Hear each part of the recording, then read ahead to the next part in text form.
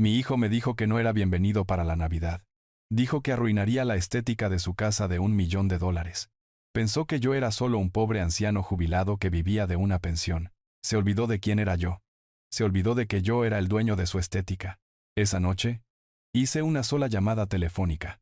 Para cuando terminé, mi hijo no solo perdería su casa, perdería todo lo que creía saber sobre su vida. Me llamo Roberto Castillo y tengo 70 años. El motor de mi vieja camioneta de 10 años rugía mientras salía de la autopista principal, con los neumáticos crujiendo sobre el impecable camino pavimentado de los suburbios de la gran ciudad. Esta parte de la ciudad siempre me pareció ajena, como un planeta diferente. Las casas no eran solo casas, eran declaraciones.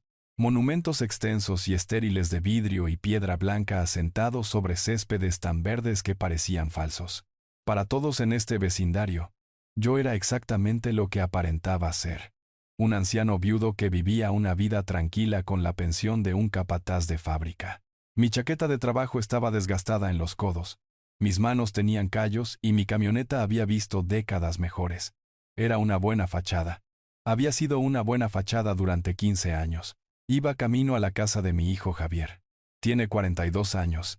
Y es mi único hijo. Hoy era el 7º cumpleaños de mi nieta Valentina. Solo unos días antes de Navidad. En el asiento del pasajero, envuelto en una manta suave, estaba su regalo. Era una casa de muñecas. Pero no era una de esas cosas de plástico que compras en una gran tienda. Había pasado los últimos 6 meses en mi taller elaborándola a mano. Era una réplica perfecta a escala 1:12 de la primera casa que compartí con mi difunta esposa Elena. Un pequeño bungalow de 2 habitaciones en la zona este. Había tallado cada pequeña teja de cedro para el techo. Había pintado a mano las diminutas contraventanas azules. Incluso, había replicado la ligera y familiar deformación en las tablas del porche delantero. Esa casita fue construida con 6 meses de mi tiempo, mi memoria y mi amor. Me detuve frente a la casa de Javier. Era un bloque de arquitectura moderna de $1,500,000. La entrada ya estaba llena de autos de alta gama. Autos deportivos, algunas camionetas de lujo, un Mercedes nuevo y brillante. Mi vieja camioneta parecía un perro callejero que se había colado en una exposición canina de pedigrí. Podía escuchar la fiesta desde la calle. Música fuerte, las risas agudas de adultos bebiendo vino costoso en mitad del día. Aparqué en la calle, levanté con cuidado la pesada casa de muñecas y subí por el largo camino de piedra. Sentí una opresión familiar en el pecho. Este no era el mundo que yo había construido para Javier. Este era el mundo que su esposa Patricia había construido usándolo a él. Mi amor por Valentina era la única razón por la que ponía un pie en esta propiedad. Toqué el timbre. La música estaba tan alta que tomó un momento. Luego, la pesada puerta principal giratoria se abrió. Javier estaba allí. Llevaba una camisa de lino impecable que probablemente costaba $300. Su cabello estaba perfectamente peinado. Por una fracción de segundo su rostro se iluminó con una sonrisa genérica de fiesta. Pero cuando me vio, la sonrisa no solo se desvaneció, se evaporó. Fue reemplazada por una mirada de pánico puro y absoluto. Papá balbuceó. Físicamente salió al porche, cerrando casi por completo la enorme puerta detrás de él, bloqueando mi vista de la fiesta. Papá, ¿qué haces aquí? Mi propia sonrisa vaciló. El aire frío del invierno me mordía las orejas. ¿Cómo que qué hago aquí, hijo? Es el cumpleaños de Valentina. Me invitaste la semana pasada, ¿recuerdas? Levanté la casa de muñecas. Terminé su regalo. Javier ni siquiera miró el regalo. Sus ojos se desviaron más allá de mí hacia mi camioneta estacionada en la calle. Hizo una mueca como si la sola visión de ella le causara dolor físico. Papá, lo sé. Es solo que hoy realmente no es un buen momento. Es caótico. No me quedaré mucho, dije. Mi voz empezando a sentirse tan vieja como me veía. Solo quiero darle esto a Valentina y desearle un feliz cumpleaños. Antes de que pudiera responder, la puerta se abrió de nuevo. Patricia. Tenía 40 años y era toda una presentación. Un vestido blanco sin mangas que parecía esculpido en mármol. Su rostro estaba alisado por la ambición y tratamientos costosos. Su cabello rubio era perfecto. Sus ojos no solo me miraron, me evaluaron, me tasaron y me descartaron en menos de un segundo. Javier, dijo ella. Su voz un susurro agudo y frío que cortó el ruido de la fiesta. Pensé que te habías encargado de esto. Javier se estremeció. Estaba a punto de hacerlo, mi amor. Los ojos de Patricia recorrieron mi vieja chaqueta, mis jeans viejos, mis botas de trabajo. Luego miró la casa de muñecas en mis manos con puro disgusto. Se volvió hacia Javier. No se molestó en bajar la voz. Quería que yo la oyera. Haz que se vaya. Ahora. Mis padres llegan esta noche para las fiestas. No puedo permitir que eso hizo un gesto vago hacia mí, hacia mi camioneta, hacia la casa de muñecas arruine toda la estética de la Navidad. Es vergonzoso. Solo resuélvelo. No esperó una respuesta. Simplemente se dio la vuelta y desapareció de nuevo en la calidez y las risas de la fiesta, la pesada puerta cerrándose con un clic detrás de ella. Me quedé allí. La música palpitaba. Vergonzoso. Estética. Miré a Javier. Su rostro estaba rojo como un tomate. No podía mirarme a los ojos. Estaba mirando las perfectas y costosas baldosas de pizarra de su porche. Era un hombre de 42 años. Un padre. Un esposo. Y estaba completa y absolutamente aterrorizado de su propia esposa. Papá murmuró, pasándose una mano por su cabello perfecto. Papá, escucha. Ella solo está estresada. Ya sabes cómo son estas fiestas. Sé cómo es ella. Javier, dije, con la voz tranquila. No, no entiendes, dijo, poniéndose a la defensiva. Ella tiene razón. Simplemente no es un buen momento. Tenemos invitados importantes. Y sobre la Navidad, respiró hondo, finalmente mirándome. Sus ojos suplicaban. Me rogaban que le facilitara las cosas. Sobre la Navidad, papá, va a estar llena de gente. Viene toda su familia. Es algo formal. Y bueno, tal vez sea mejor si tú simplemente no vienes este año. No, no te esperábamos. No me esperaban. Las palabras me golpearon. Pero no fue como se ve en las películas. No hubo un dolor agudo y repentino. La tristeza no llegó. En cambio, una profunda y fría claridad se instaló en mis huesos.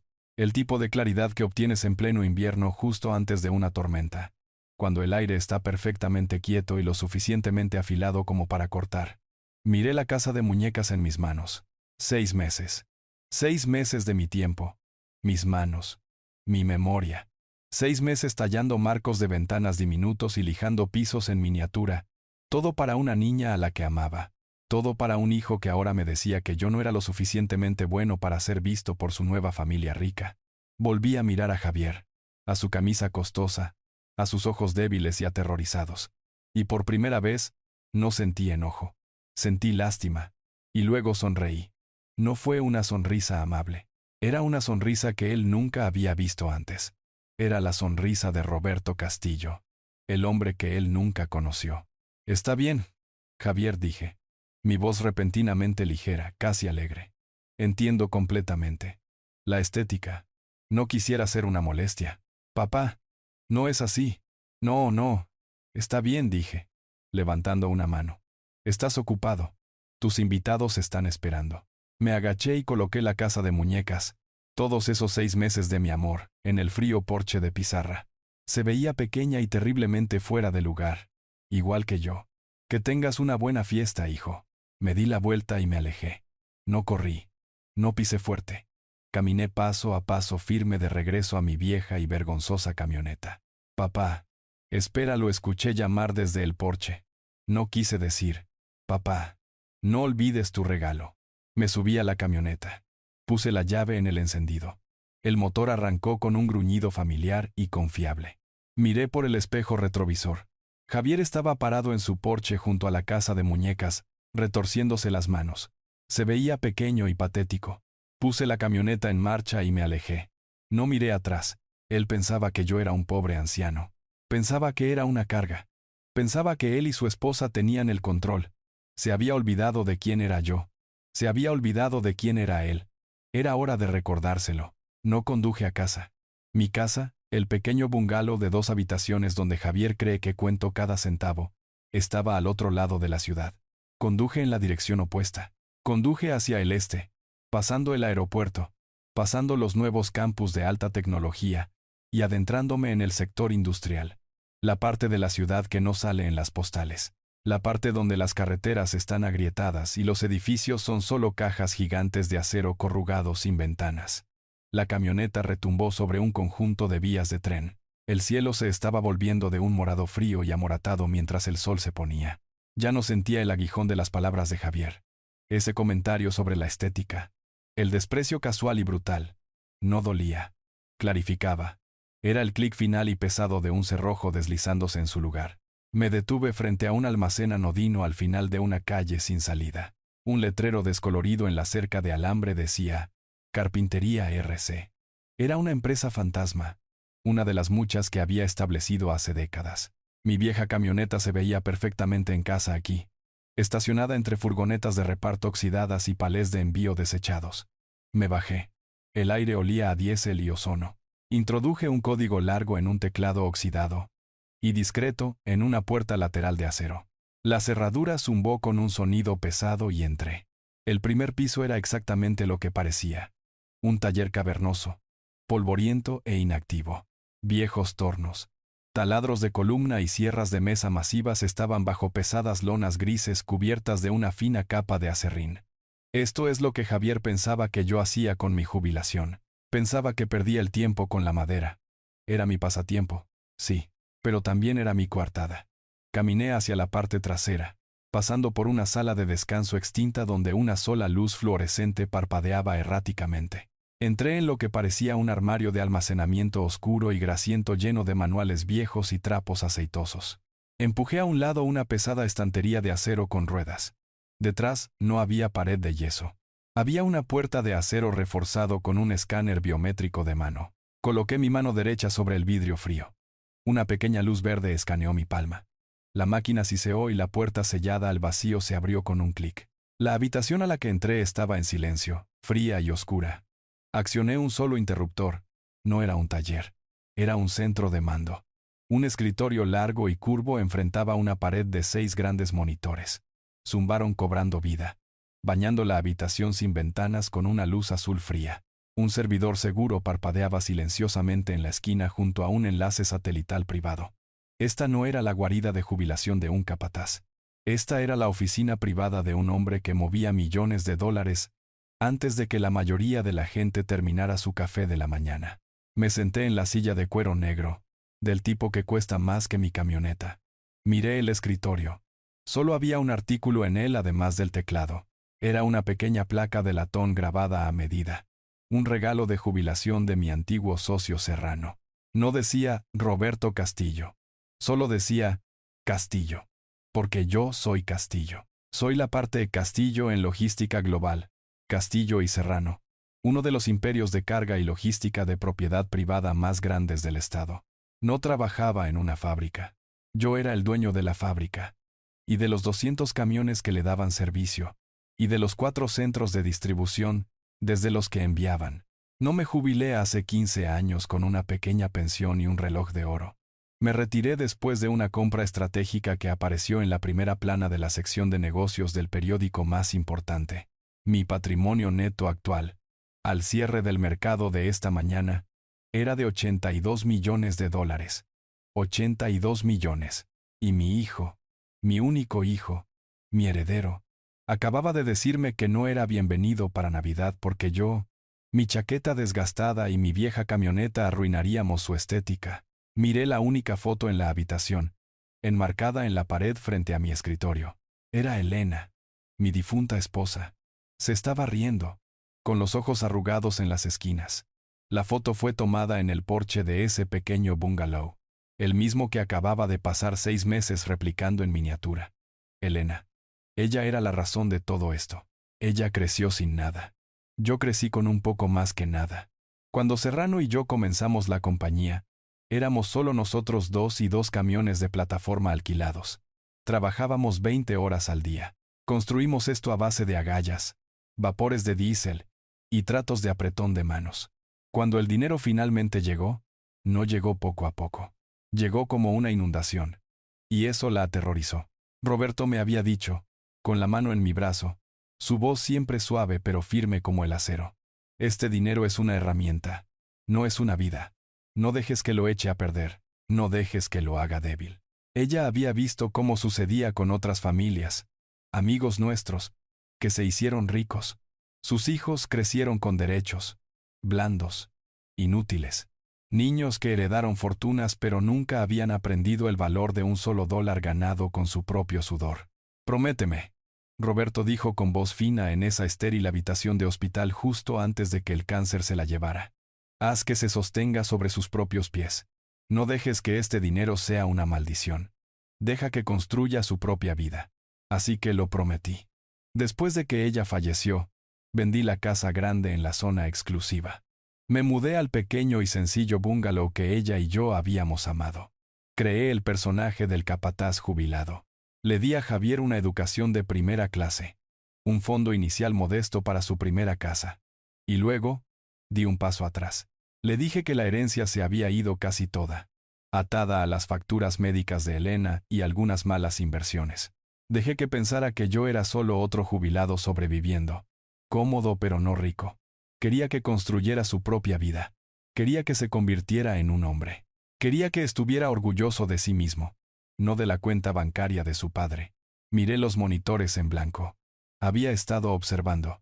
Pensé que lo estaba protegiendo. Pero Elena y yo estábamos equivocados. Fuimos tan ingenuos. Pensamos que tener dinero lo corrompería. Nunca. Jamás se nos ocurrió que la idea del dinero, el hambre por él, la profunda y permanente vergüenza de no tenerlo, lo corrompería igual de mal. No creció fuerte e independiente. Creció amargado y resentido. Vio mi vida simple no como una elección filosófica, sino como un fracaso personal. Su fracaso. Se casó con una mujer, Patricia, que estaba igual de hambrienta, igual de obsesionada con el estatus, igual de avergonzada de los comienzos modestos que él. No estaban construyendo una vida, estaban construyendo una marca, una estética. Y yo, el padre del que se avergonzaba, el pobre anciano, era el mayor obstáculo individual para esa estética. La frialdad que sentí en ese porche no era solo el aire del invierno. Era la absoluta y escalofriante comprensión de que el proyecto más grande de mi vida, mi hijo, era un fracaso catastrófico. Mi promesa a Elena, mi gran experimento de 15 años en humildad, había salido completamente mal. No lo había hecho fuerte, lo había hecho cruel. Mis dedos, firmes y seguros, se movieron a través del teclado encriptado. Abrí una línea segura. Sonó 2 veces. Serrano, su voz era gravemente profesional. Siempre profesional. Pablo Serrano había sido mi abogado, mi asesor financiero y mi confidente más cercano durante 40 años. Era la única otra persona en la tierra que sabía toda la verdad. Soy Roberto, dije. La temperatura en el centro de mando era de unos constantes 20 grados, pero mi voz se sentía más fría. Roberto hizo una pausa. Conocía mi voz. También sabía que nunca lo llamaba desde esta línea a menos que algo anduviera mal. ¿Qué ha pasado? Necesito que busques un archivo, dije, ignorando su pregunta. El fideicomiso familiar de Javier Castillo. Escuché el sonido de tecleo en su extremo. Pablo era de la vieja escuela, pero era rápido. Lo tengo, dijo. La propiedad en la reserva natural. Valoración de $1,500,000. ¿Qué pasa con ella? Refresca mi memoria, Pablo. El acuerdo. Exactamente como está. Es tal como lo estructuramos hace 10 años, dijo. Compraste la propiedad directamente a través de una sociedad fantasma, Inversiones del Sur. Luego creaste el fideicomiso y le transferiste el título. Establecimos un acuerdo hipotecario falso, a través de una empresa de servicios externa. Javier cree que está pagando una hipoteca de $3,000 cada mes a algún banco en otro estado. ¿Y a dónde van realmente esos $3,000? Pregunté, aunque ya sabía la respuesta. Solo necesitaba oírlo. Necesitaba echar sal en la herida. Según tus instrucciones, dijo Pablo, se redirigen. El 100% se deposita directamente en un fideicomiso de inversión blindado separado para tu nieta, Valentina Castillo. A partir de esta mañana, esa cuenta tiene. Escuché más tecleo, poco más de $430,000. Fue una configuración brillante, Roberto. Un plan de ahorro forzoso para su hija. Su hija, mi nieta. La niña de cuya fiesta de cumpleaños me acababan de echar. La niña cuyo padre se avergonzaba de mí. Miré los monitores en blanco. Pensé en la casa de muñecas sentada en ese frío porche de pizarra. Cancélalo, dije. El silencio en el otro extremo fue pesado. Pablo no era solo mi abogado, era mi amigo. Había sostenido la mano de Elena en el funeral conmigo. ¿Roberto?, preguntó con voz cuidadosa. ¿Qué quieres decir con cancelarlo? Quiero decir exactamente eso. Cancela todo el acuerdo. Hoy. Quiero que disuelvas el reclamo del fideicomiso sobre la propiedad. Transfiere el título de Inversiones del Sur de vuelta a la cartera corporativa principal de Castillo y Serrano. Cierra el acuerdo hipotecario falso. Y quiero que detengas la redirección automática de ese pago de $3,000. Roberto, si haces eso, la compañía de servicios registrará un incumplimiento inmediato. Lo sé, interrumpí. Ese es el punto. Pero, Javier, lo tomará por sorpresa. Estará bien, dije con voz plana. Está preocupado por su estética. Esto le dará algo real de qué preocuparse. Pablo se quedó callado otro largo momento. Sabía que no debía presionar, pero tenía que estar seguro. Este es un movimiento significativo, Roberto. ¿Estás seguro de que esto no es solo que estás enojado? Esta es una decisión permanente. Pensé en la cara de Javier, el pánico, la vergüenza, la debilidad. Pensé en las palabras frías y despectivas de Patricia. Vergonzoso. Arruinar la estética. ¿Estaba enojado? No. La ira es caliente. Lo que sentía era la precisión fría y limpia de un carámbano. Es una decisión de negocios. Pablo, dije. El activo está siendo mal administrado. Los ocupantes actuales no son confiables. Son un riesgo para la marca. Estoy reclamando el activo. Pablo suspiró. Conocía ese tono. Era el Castillo, hablando ahora, no el abuelo. Está bien, Roberto dijo. Su voz todo negocios de nuevo. Presentaré la documentación de transferencia de inmediato. Estará hecho para el final del día. ¿Qué pasa con la compañía de servicios? Envíales un aviso oficial estándar, instruí. Diles que Inversiones del Sur está reclamando la propiedad. Quiero que se envíe un aviso de ejecución hipotecaria estándar de 30 días a los ocupantes. Por correo certificado. Mañana por la mañana. 30 días, repitió Pablo. Eso es agresivo, Roberto, especialmente justo antes de Navidad. ¿Lo es? Miré la foto de Elena. No me esperaban para Navidad. Ahora tendrán algo más en qué concentrarse. Envíalo. Está hecho, dijo. ¿Hay algo más? Sí, dije. Quiero que empieces a investigar. Quiero saber por qué estaban tan desesperados por que me fuera. Están en problemas, Pablo. Puedo olerlo. Javier me mintió hace 6 meses sobre su trabajo. Me hizo firmar como aval una línea de crédito de $200,000. Dijo que era solo por si acaso. Quiero saber si la ha tocado. Quiero saber qué está ocultando. Pondré a mis investigadores en ello de inmediato, dijo Pablo. Tendré respuestas para ti dentro de 48 horas. Bien. Gracias, Pablo. Colgué el teléfono. No me levanté. Simplemente me quedé sentado allí en la luz azul de los monitores. El primer movimiento estaba hecho. El primer hilo estaba cortado. Javier y Patricia estaban en este mismo momento todavía dentro de esa casa de $1,500,000. Riendo, bebiendo, celebrando su vida perfecta y estéticamente agradable. No tenían idea de que los cimientos sobre los que estaban parados acababan de convertirse en polvo. Pensaban que tenían 30 días. No se daban cuenta de que ya habían perdido todo. Pasaron 2 días. El silencio fue profundo. Era Nochebuena. Pasé el día en el taller de mi garaje, el que estaba adjunto a mi pequeño bungalow, el que olía a virutas de pino, aceite viejo y el barniz que a Elena le encantaba. Esta era la vida que Javier y Patricia imaginaban para mí. Un anciano solitario perdiendo el tiempo con trozos de madera viviendo en el pasado. No estaban del todo equivocados. Yo estaba viviendo en el pasado. Estaba lijando un pequeño tren de madera simple, un regalo tardío para el nieto de un vecino. Mis manos estaban firmes. El cincel se movía suavemente, tallando los contornos de la locomotora. Esta era mi paz. Esto era lo que Elena y yo habíamos elegido. Una vida tranquila. Mientras trabajaba el borde afilado de mi cincel, raspando la madera, pensé en ellos. Imaginé su Navidad. El árbol enorme y perfecto traído de Oregón, goteando luces blancas, la mesa fría y minimalista, los servicios de catering en la cocina. Me pregunté si Valentina alguna vez recibió la casa de muñecas, o si estaba metida en su garaje escondida, considerada demasiado folclórica para la estética de Patricia.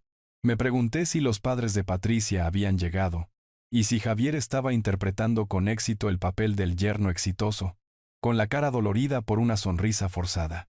El recibo del correo certificado de Serrano confirmaba que el aviso de ejecución hipotecaria había sido entregado ayer por la tarde. Patricia habría firmado por él. Lo habrían abierto. Lo habrían leído. Y sin embargo, durante 2 días, nada.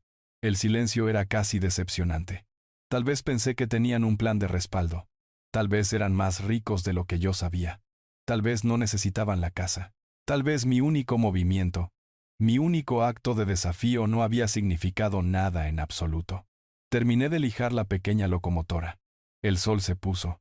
Las 5, las 6. Entré a la casa. Abrí una lata de chili y la calenté en la estufa. Me senté en mi pequeña mesa de cocina, la que Elena y yo habíamos comprado en una tienda de segunda mano en 1978. La casa estaba tranquila. Las 7, las 8. Nochebuena. Debería haberme sentido solo. Debería haber sentido el aguijón del rechazo de mi hijo. No lo sentí. Me sentí tranquilo. La calma profunda y pesada de un hombre que finalmente ha tomado una decisión y solo está esperando que lleguen las consecuencias. Exactamente a las 9:07 de la noche, la tormenta estalló. Mi viejo teléfono plegable, el teléfono simple y tonto que llevaba para mantener mi coartada, comenzó a vibrar en la mesa de la cocina. No solo vibró, zumbó con una energía tan frenética que patinó sobre la encimera de formica. Miré la pequeña pantalla pixelada. Javier. Lo miré fijamente. Dejé que sonara. 1 vez, 2 veces, 10 veces. Se detuvo. Silencio durante 3 segundos. Y comenzó de nuevo. Javier. Dejé que fuera al buzón de voz. Se detuvo. 3 segundos. Sonó de nuevo. Javier. Lo dejé pasar. Se detuvo. 3 segundos. Sonó de nuevo. Esta vez, Patricia. Su nombre parpadeó en la pequeña pantalla. Sonreí. Una sonrisa pequeña y tensa. Dejé que fuera al buzón de voz. Esto continuó sin exagerar durante 20 minutos. Se convirtió en un ritmo frenético y alternado de llamadas entrantes. Javier. Patricia. Javier. Patricia. No solo estaban llamando, estaban entrando en pánico. Me estaban contactando uno tras otro como 2 personas ahogándose peleando por un solo salvavidas. Finalmente, la casa volvió a quedar en silencio. El teléfono yacía sobre la mesa, exhausto. Lo levanté. La pantalla brillaba con notificaciones. 38 llamadas perdidas. 22 nuevos mensajes de voz. Me serví un vaso de agua. Me senté. Encendí el altavoz. Presioné reproducir. El primer mensaje era de Javier. Su voz estaba irreconocible. No era la voz del hombre confiado y despectivo que me había alejado de su porche. Era el chillido agudo y sin aliento de un niño aterrorizado. Papá. Papá. Contesta el teléfono. ¿Qué hiciste? ¿Qué hiciste? El banco. El banco llamó. Dijeron que la casa. Papá. Es una ejecución hipotecaria. Dijeron que tenemos 30 días. 30 días. Tiene que ser un error. Es Navidad, papá. Tienes que llamar al banco. Tienes que arreglar esto. Arregla esto. El mensaje terminó con un clic abrupto y torpe. El siguiente comenzó al instante. Patricia. Su voz no era un chillido. Era un gruñido bajo y vicioso. El sonido de un animal acorralado. Tú hiciste esto. Viejo senil y tonto. ¿Crees que esto es gracioso? ¿Crees que puedes arruinarnos? Recibimos la carta. Nuestro abogado dijo que es real. Cancelaste el pago. ¿Cómo te atreves? Vas a llamarlos y vas a arreglar esto ahora mismo. O te juro por Dios, Roberto, que yo. Clic. El siguiente mensaje. Javier de nuevo. Esta vez claramente sollozando. Papá, por favor. Los padres de Patricia están aquí. Ellos escucharon todo. Nos miran como. Papá, mi vida se acabó. Mi trabajo. La casa. Todo. Tienes que arreglar esto. Fue solo un comentario estúpido sobre la Navidad. Fue solo un comentario estúpido. No puedes destruir nuestras vidas por un comentario estúpido. Clic. Patricia de nuevo. Roberto, si no contestas este teléfono, vamos para allá. Vamos conduciendo ahora mismo y vas a arreglar esto, viejo, miserable y egoísta. Clic. Escuché los 22 mensajes. Fue una sinfonía de desesperación. Una ópera caótica de una hora que descendía de la confusión a la rabia, al llanto y a las amenazas incoherentes. Cuando terminó el último mensaje, presioné borrar. Me recosté en mi silla. La casa estaba en silencio una vez más. Analicé lo que acababa de escuchar. El pánico. El puro terror animal en sus voces. Y algo no cuadraba. Perder una casa es malo. Es una catástrofe.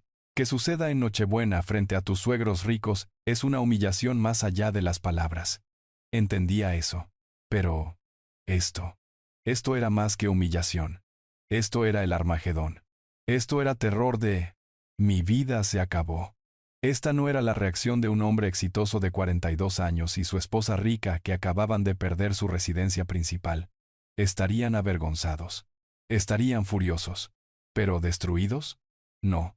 Si perdían esta casa, simplemente se mudarían. Alquilarían.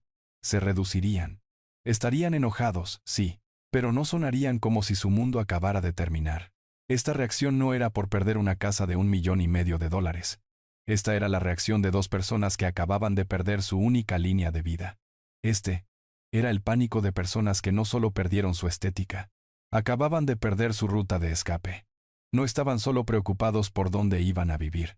Estaban aterrorizados de aquello de lo que huían. Miré la pantalla oscura de mi teléfono plegable.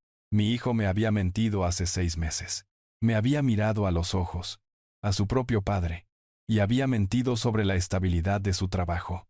Me había manipulado para que firmara como aval una línea de crédito de $200,000. Dijo que era solo por si acaso. Y me di cuenta con una repentina y desalentadora certeza de que esta ejecución hipotecaria no era el final de mi plan. Era solo el comienzo. Estaban escondiendo algo mucho, mucho más grande. Y yo estaba a punto de averiguar exactamente qué era. El teléfono estaba en silencio ahora. Me senté en la quietud de mi cocina, el viejo reloj en la pared haciendo tic-tac ruidosamente. Cada sonido un golpe pesado contra el silencio. 38 llamadas perdidas. 22 mensajes de voz. El hedor de su pánico. Su rabia. Su terror primario absoluto todavía colgaba en el aire espeso como humo. Repetí los sonidos en mi cabeza. Mi vida se acabó. Nos has destruido. Estamos arruinados. Apagué el altavoz. La casa estaba tranquila de nuevo. Pero mi mente no lo estaba. Traté de ordenarlo. Traté de hacer que las matemáticas funcionaran. Un hombre como Javier con una esposa como Patricia vivía de la imagen. Entendía eso. Perder una casa de $1,500,000 era una catástrofe social. Ser expuesto frente a sus padres ricos, a los que estaban tan desesperados por impresionar, era una humillación. Pero, ¿destruidos? ¿Arruinados? No, no cuadraba. Un hombre como Javier no tiene solo una opción. Si perdían esta casa, la casa que yo estaba pagando, simplemente se mudarían. La familia de Patricia, por la que ella estaba tan preocupada, seguramente intervendría. Alquilarían otra propiedad prístina y aprobada estéticamente. Se quejarían, me culparían, pero no sonarían como si sus vidas hubieran terminado. El terror en sus voces no era el sonido de la vergüenza. Era el sonido de personas cuya única vía de escape acababa de ser incendiada. Era el sonido de hombres que no solo estaban perdiendo una casa, estaban perdiendo su última oportunidad. Esto no era sobre la ejecución hipotecaria. La ejecución hipotecaria fue solo el detonante. El pánico era por otra cosa, algo de lo que estaban huyendo. Y entonces recordé. Hace 6 meses. El recuerdo me golpeó con la fuerza de un golpe físico. Era una tarde calurosa y húmeda de julio. Javier había aparecido en mi bungalow sin avisar. Esto era inusual. Rara vez venía a mi lado pobre de la ciudad. Llevaba jeans y una camiseta polo simple, no sus trajes habituales a medida. Estaba interpretando un papel incluso entonces. Se sentó en mi mesa de cocina, la que Elena y yo habíamos restaurado a mano. Seguía pasándose las manos por el cabello.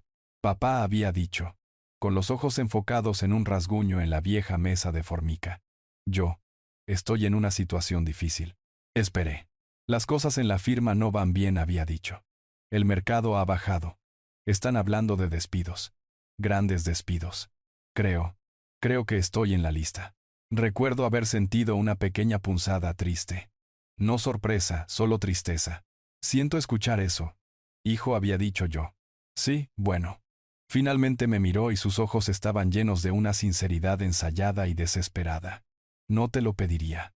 Sabes que no lo haría. Pero, Patricia, ella está aterrorizada. Si me despiden, no podremos cubrir la hipoteca, los pagos del auto. Necesitamos una red de seguridad. Solo por un tiempo.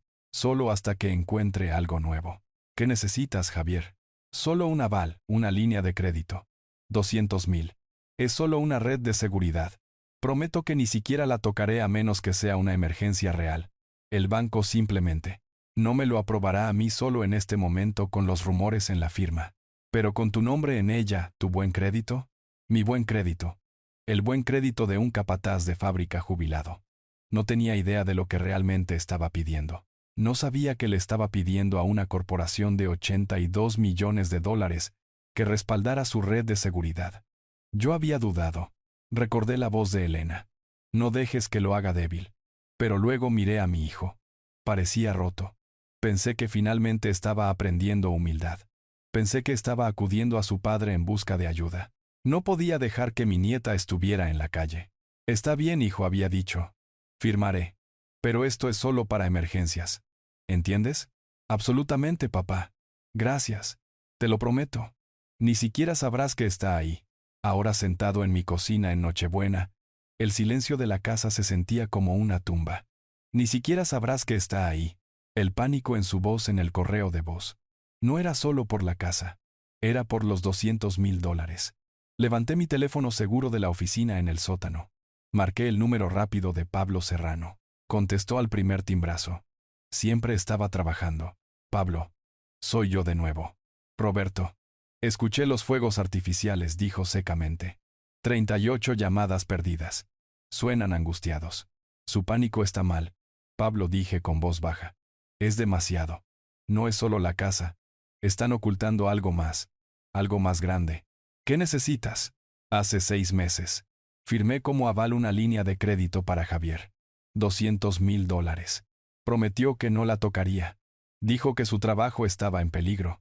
Escuché a Serrano dejar escapar un suspiro largo y lento. El sonido de un hombre que ha visto esta película antes. Roberto. Quiero saber. Pablo. Quiero saber por qué estaban tan desesperados por que me fuera. Quiero saber por qué planeaban salir del país el día de Navidad. Y quiero saber cuánto queda en esa línea de crédito. Quiero saber todo lo que ha estado haciendo durante los últimos 6 meses. Pablo se quedó en silencio por un momento. Roberto, puedo averiguarlo. Puedo tener respuestas para ti por la mañana. Pero tienes que estar preparado. Si ha estado mintiendo sobre la casa, ha estado mintiendo sobre esto también. ¿Estás listo para lo que pueda encontrar? Miré el viejo reloj en la pared. El reloj de Elena. Tic-tac, tic-tac, tic-tac. No soy yo quien necesita estar listo. Pablo, dije. Es él. Era la mañana de Navidad. El resto de la ciudad estaba tranquilo. Un mundo de papel de regalo crujiendo y desayunos familiares. Yo estaba en mi centro de mando. La oficina segura y sin ventanas, escondida detrás de la fachada polvorienta de mi almacén. Había estado allí desde las 5 a.m., mirando los monitores oscuros tomando una taza de café negro que sabía a ceniza. Estaba esperando. La línea encriptada sonó exactamente a las 8:01 a.m. Presioné el altavoz. ¿Pablo? ¿Roberto? Eso fue todo lo que hizo falta. En 40 años he escuchado la voz de Pablo Serrano dar noticias de adquisiciones corporativas, fusiones hostiles y la muerte de mi esposa. Conozco todos sus tonos. Este era uno que no había escuchado antes. Era el sonido de un hombre que estaba profesionalmente disgustado y personalmente desconsolado. Estás en altavoz, Pablo. Dime qué encontraste. Empezaré con la línea de crédito, dijo. Su voz cortante. Todo negocios. La línea de 200,000 dólares que firmaste hace 6 meses. Preguntaste si la había tocado. Y no solo la tocó. Roberto. La activó el mismo día que firmaste. El mismo día. El primer retiro fue por 50,000 dólares. Los 150,000 restantes fueron drenados en 4 transacciones separadas durante las siguientes 2 semanas. La cuenta ha estado en saldo cero, acumulando intereses durante 5 meses y medio. La taza de café se sentía pesada en mi mano. Me había mentido a la cara. La red de seguridad no era una red de seguridad. Era el plan. Había venido a mí después de que ya sabía que necesitaba el dinero. Muy bien, dije. Eso es el qué. Ahora dime el por qué. Su trabajo. Escuché a Pablo respirar hondo. Esta era la que no quería decir. Roberto. Javier no estaba preocupado por ser despedido. Esperé. Fue despedido. Hace 6 meses. El día antes de venir a ti por la línea de crédito. Cerré los ojos. La imagen de él en mi cocina hace 6 meses luciendo tan abatido, tan humilde, brilló en mi mente. Todo era un acto, una actuación para asegurar $200,000 de su pobre padre anciano. ¿Por qué?, pregunté. Mi voz era tranquila. ¿Qué hizo? No fue un recorte de personal, Roberto, dijo Pablo. Fue un despido con causa justificada. Hablé con su abogado general. Al principio no quería hablar. Pero cuando mencioné mi nombre y tu nombre, se abrió. Dijo que estaban tratando de manejarlo en silencio por respeto a ti. Pero estaban armando un caso. ¿Un caso por qué? Pablo dejó de dar rodeos. Malversación de fondos. La palabra simplemente quedó colgando en el aire estéril de la oficina. Malversación. No era una palabra que asociara con mi familia. Era una palabra para hojas de cálculo, para periódicos, para extraños en trajes baratos siendo llevados a los juzgados. No era una palabra para mi hijo. No solo tomó un poco. Roberto, continuó Pablo, su voz endureciéndose. Llevaba haciéndolo más de 1 año, robando de las cuentas de depósito en garantía de los clientes, moviendo fracciones de centavos, luego dólares enteros, luego miles. Era inteligente. Cubrió sus huellas. Pero se volvió codicioso. Se volvió descuidado. Lo atraparon. Traté de respirar. ¿Cuánto? Su auditoría interna encontró que había robado poco más de $190,000. Hice los cálculos en mi cabeza. Robó 190. Pidió prestados 200. Había usado mi dinero, mi buen nombre, para devolver el dinero que había robado. Había usado el fraude para encubrir su robo. Entonces, la línea de crédito, ¿les pagó?, pregunté. Lo hizo, confirmó Pablo. Le pagó a la firma en su totalidad de forma anónima a través de una cuenta de terceros. Estaba tratando de hacer que los cargos criminales desaparecieran. Estaba tratando de comprar su silencio antes de que presentaran un informe. ¿Y funcionó? No, dijo Pablo. Tomaron el dinero, pero aún así están presentando la denuncia. La malversación es un delito grave. La restitución no hace que desaparezca. Están preparando el caso penal ahora. Iban a entregarle los papeles después del Año Nuevo. Me levanté y caminé hacia la pared de concreto del almacén. Presioné mi frente contra la superficie fría y rugosa. Mi hijo era un ladrón. No era débil. No estaba solo influenciado por su esposa codiciosa. Era un criminal. Me había mirado a los ojos y había fabricado una mentira sobre despidos para manipularme y darme el dinero que necesitaba para encubrir su propio crimen. Y yo había caído. Yo, Roberto Castillo. El hombre que había construido un imperio de $82 millones leyendo a la gente, sin perder nunca un ángulo, había sido engañado como un tonto por mi propia carne y sangre. «Roberto, ¿sigues ahí?», preguntó Pablo. «Estoy aquí». Mi voz era un carraspeo. Entonces, la ejecución hipotecaria, su pánico. «Todo tiene sentido ahora», dijo Pablo, pensando en voz alta. Perder la casa era malo. Pero perder la casa cuando no tienes trabajo, cuando tienes una deuda de $200,000 y cuando los cargos criminales están a punto de caer, eso no es solo un contratiempo. Eso es jaque mate. Jaque mate. No tenía ingresos. Susurré, dándome cuenta del alcance total de esto. No ha tenido ingresos durante 6 meses. Han estado viviendo de esa línea de crédito. Mi línea de crédito. Y lo que quedaba de ella, Roberto, que no era mucho. Pensé en Patricia. Su obsesión con la estética. Su ropa cara. Las fiestas. El Mercedes. No solo vivían por encima de sus posibilidades. Estaban viviendo enteramente de mis posibilidades. De mi nombre. «Gracias», Pablo, dije. «Hay una cosa más», dijo. «¿El por qué? ¿Por qué estaban tan desesperados porque te fueras antes de Navidad? No es solo porque estuvieran ocultando esto. Es peor. Mi sangre se heló». «¿Peor? ¿Cómo puede ser posiblemente peor que la malversación, Pablo?» «Tendré el informe completo para ti mañana», dijo. Esta parte necesito verificarla en persona. Es increíble. Roberto, solo mantente a salvo. Y no hables con ellos. No hasta que hayas escuchado lo que tengo que decir». Colgó. Me quedé en el silencio de mi oficina.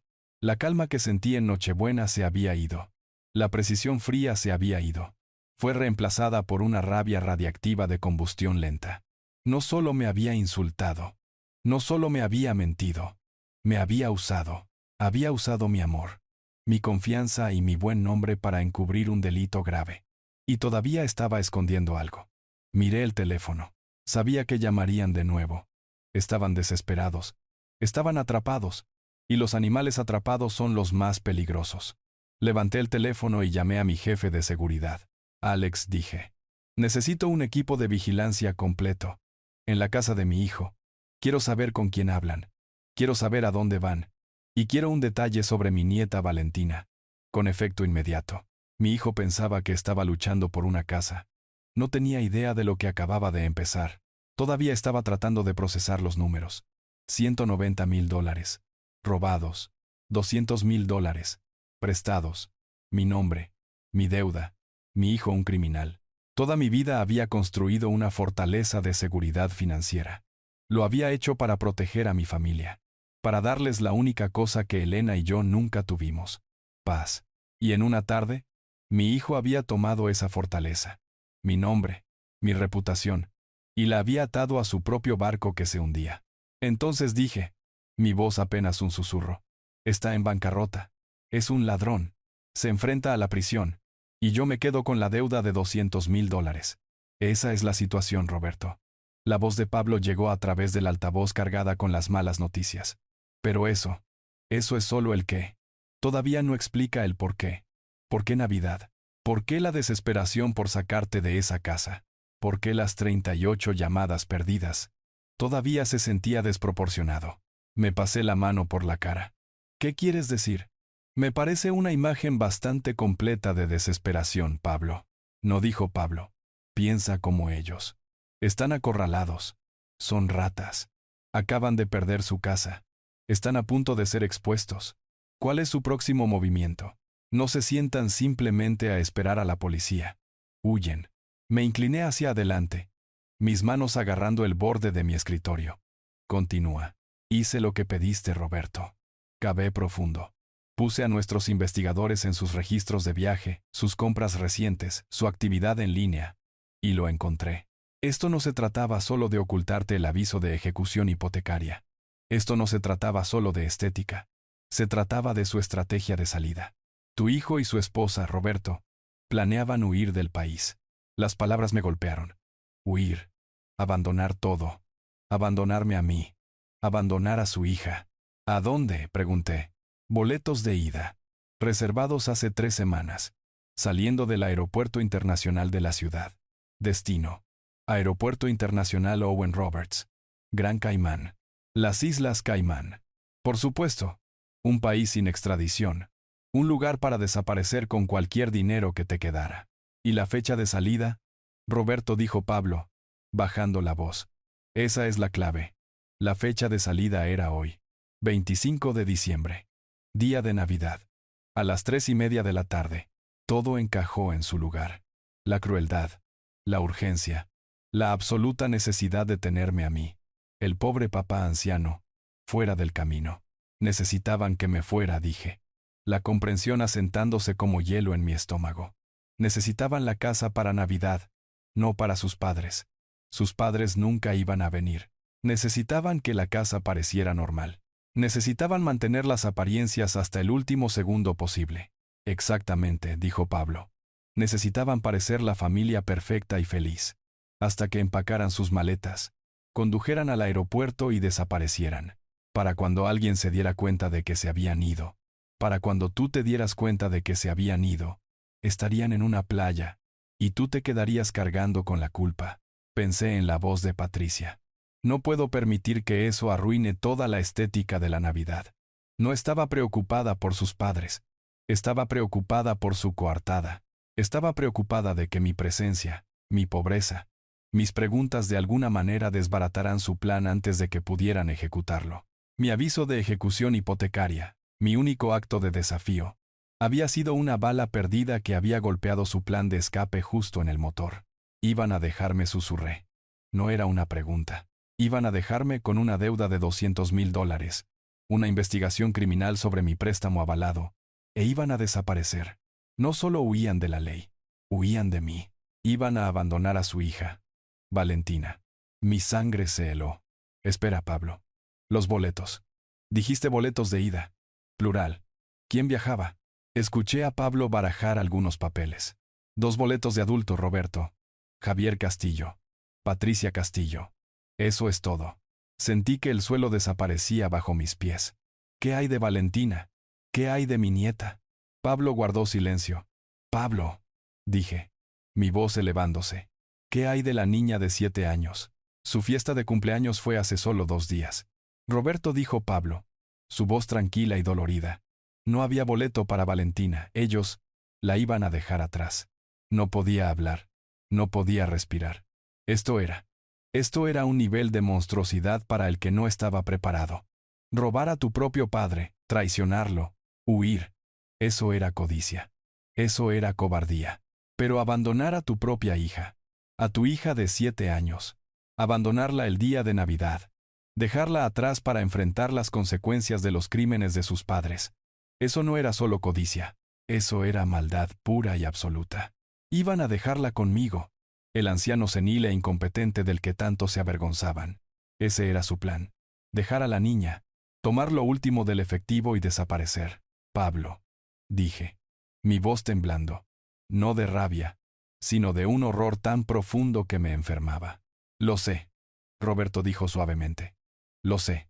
Pero, Pablo, esto todavía no cuadra, dije, mi mente corriendo, tratando de encontrar alguna pieza. Cualquier pieza que no encajara en este horrible rompecabezas. ¿Por qué? ¿Por qué el pánico? Si planeaban huir, ¿por qué mi aviso de ejecución hipotecaria los detuvo? ¿Por qué eso? ¿Por qué eso los destruyó? ¿Por qué no simplemente huir antes? Porque Roberto, dijo Pablo. Y escuché la terrible pieza final del rompecabezas encajar en su lugar. Porque necesitaban huir con dinero. Y su plan para conseguir ese dinero era mucho, mucho más grande que los $200,000 que ya perdiste. Esperé. Esta es la parte que tuve que verificar en persona, dijo Pablo. Esta es la parte que no quería creer. Roberto, los boletos a las Caimán eran solo el paso 1. El paso 2 era el plan real. Y estaba programado para mañana. 26 de diciembre. ¿Qué estaba programado para mañana, Pablo? ¿Qué hicieron? Presentaron una petición de emergencia ante el Tribunal de Familia del Condado, dijo Pablo. No solo huían de la ley, Roberto. Planeaban un robo a gran escala. ¿Su plan?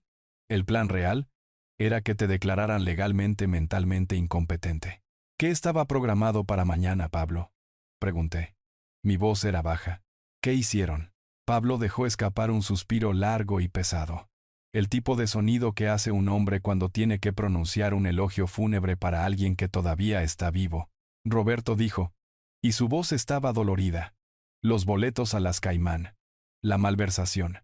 Eso era solo ellos tratando de detener la hemorragia. El plan real, en el que han estado trabajando durante meses, estaba programado para el 26 de diciembre. Mañana. Hizo una pausa. Presentaron una petición de emergencia ante el Tribunal de Familia. Mi mente se quedó en blanco. Una petición. Una audiencia. ¿Qué tipo de audiencia, Roberto? Dijo. Y pude escucharlo armarse de valor. Presentaron una petición para una audiencia de tutela de emergencia. Iban a hacer que te declararan legalmente, mentalmente incompetente. Las palabras no tenían sentido. Incompetente. Yo. Sentí una extraña risa hueca burbujear en mi pecho. Murió antes de llegar a mis labios. Ellos. ¿Bajo qué argumentos? Bajo los argumentos, dijo Pablo. Su voz ahora goteando desprecio profesional. De que sufres de demencia senil.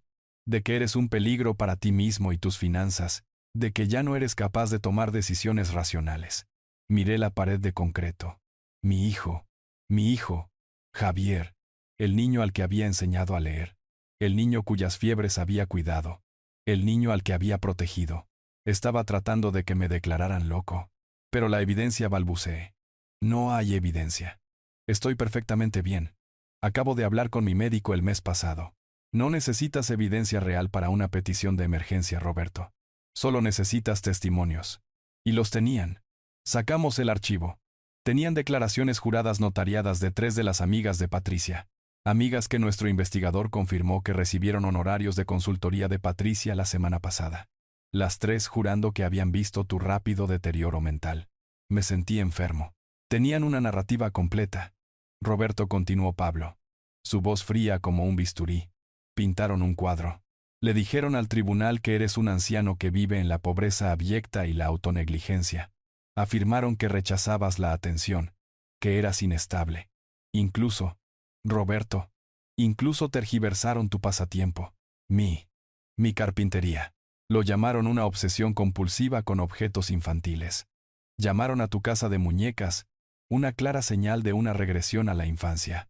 Iban a usar el mismo regalo que hiciste para tu nieta como prueba de que habías perdido la cabeza. Pensé en la casa de muñecas sentada en ese porche.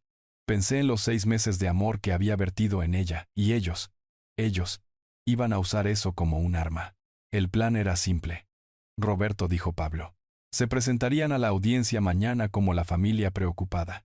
Presentarían las declaraciones juradas de sus amigos pagados. Le dirían al juez con lágrimas en los ojos que te habías vuelto errático y paranoico. Incluso iban a usar el incidente en la fiesta en tu contra. ¿Qué?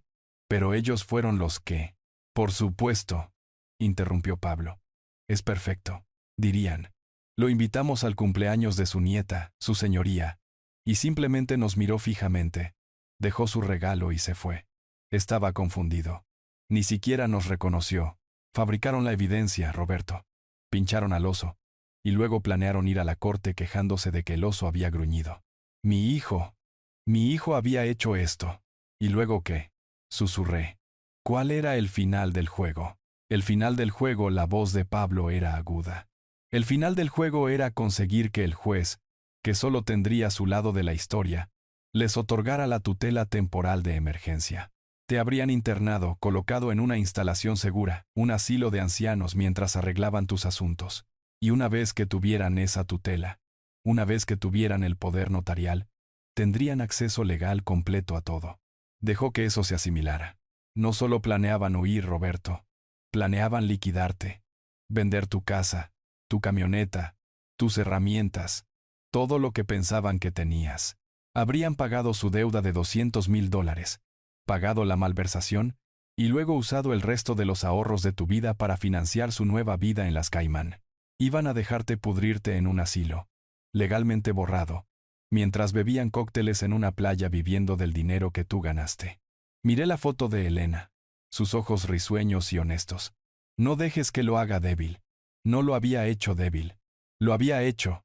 Este monstruo, este cobarde. Esto no era solo una traición. Esto no era solo un robo.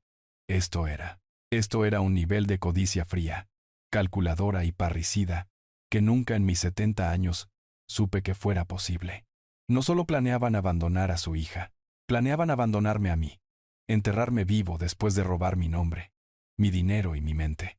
La rabia que había sido un carámbano frío y limpio, todavía era fría, pero ya no era un carámbano, era un glaciar, una fuerza vasta, silenciosa e imparable. Roberto, ¿estás ahí?, preguntó Pablo. Yo estaba allí. Oh, estaba más allí de lo que había estado en 15 años. Ellos creen que soy pobre, dije, mi voz apenas un susurro. Creen que están haciendo todo esto por una casa pequeña y los ahorros de un capataz. Sí, dijo Pablo. No tienen idea, Roberto. Están tratando de robar una tienda de la esquina sin saber que es la fachada de toda la Reserva Federal. No solo están tratando de robarme, Pablo, dije. Están tratando de borrarme. Me levanté.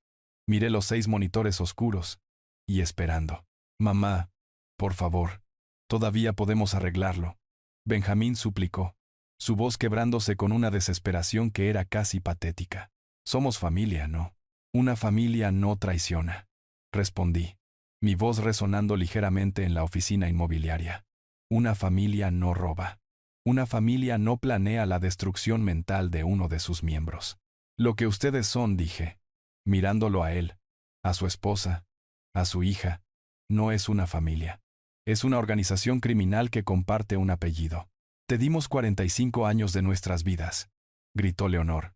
Ustedes no me dieron 45 años, respondí, mi voz como acero. Yo les di 45 años de mi vida. Renuncié a todo por ustedes. Y ustedes solo estaban esperando que muriera. para heredar la miseria que pensaban que tenía. Necesitamos ese dinero, mamá.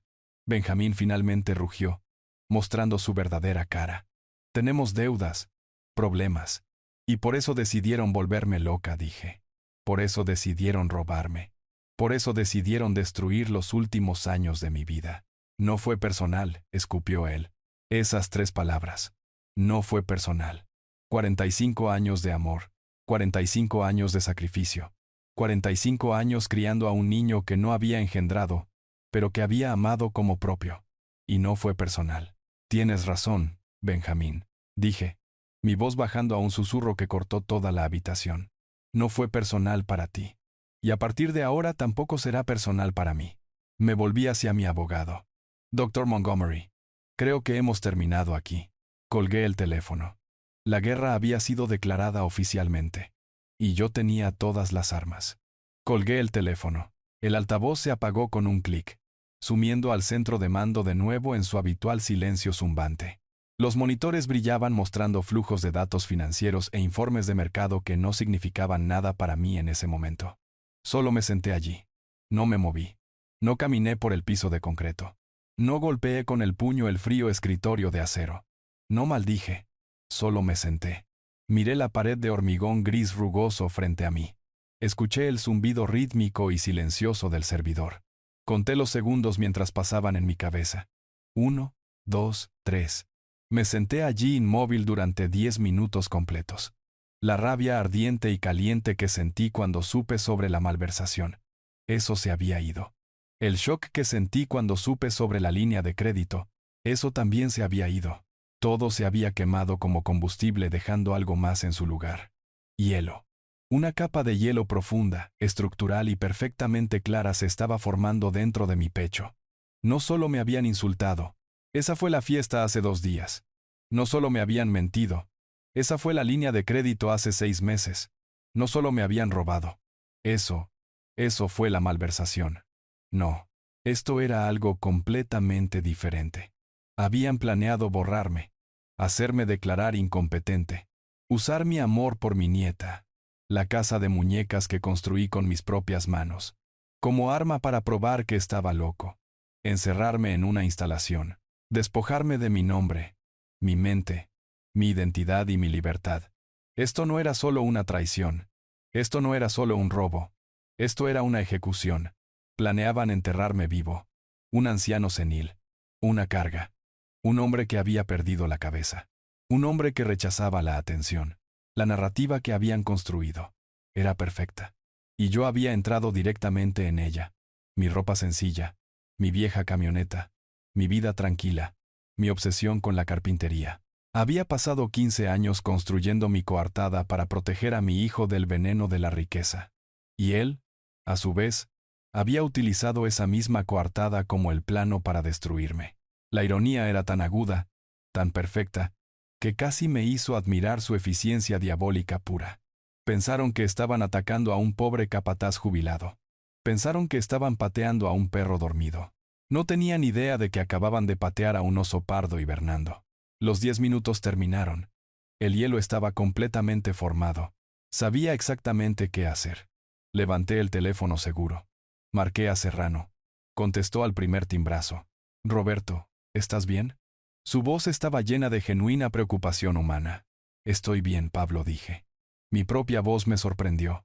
Estaba tranquila. Estaba estable. Era la voz que solía usar en la sala de juntas, justo antes de destripar a un competidor y vender su compañía por partes. Pablo, tengo nuevas instrucciones. Necesito que escuches con mucho cuidado. Cualquier cosa, Roberto. ¿Cuál es la jugada? Primero dije, el aviso de ejecución hipotecaria que enviamos. Sí, cancélalo. Hubo un silencio atónito al otro lado de la línea. Roberto, no entiendo.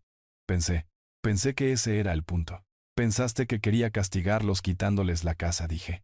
Ese fue un movimiento emocional. Este es uno estratégico. No los quiero en pánico por la casa. Los quiero en pánico por el dinero. Continúa, dijo Pablo, su voz cambiando. Estaba de vuelta. Era todo negocios. Entendía. Cancela la ejecución hipotecaria de inmediato. Llama a la compañía de servicios. Diles que fue un error administrativo, Un error del sistema. Restaura el acuerdo hipotecario falso. Restaura todo lo relacionado con la propiedad. Quiero que Javier se despierte mañana por la mañana. Revise su cuenta y vea que la casa está a salvo. Quiero que sientan una ola de alivio. Quiero que piensen que están a salvo. Tú les estás devolviendo la casa. Les estoy dejando pensar que todavía tienen la casa corregí. Estoy dejando el queso en la trampa. Son ratas acorraladas, Pablo. Si les quitamos su agujero, simplemente se dispersarán. Quiero que se queden justo donde están, pensando que han sido más listos que el viejo confundido. Muy bien, dijo Pablo. Casi podía escucharlo sonreír. Error administrativo. La ejecución hipotecaria se ha ido. ¿Qué sigue? Lo siguiente, dije. Cortamos su oxígeno. La línea de crédito de $200,000. La que firmé como aval. De la que ahora eres responsable. Esa misma. Quiero que la congeles, no que la canceles. Congélala. Con efecto inmediato. Llama al banco. Usa mi autoridad como garante principal. Diles que sospechas actividad fraudulenta en la cuenta, lo cual es la honesta verdad de Dios, y que la estás bloqueando a la espera de una investigación completa. Quiero que esté congelada tan fuerte que ni un solo dólar pueda moverse dentro o fuera. Oh, eso es hermoso. Roberto, dijo Pablo.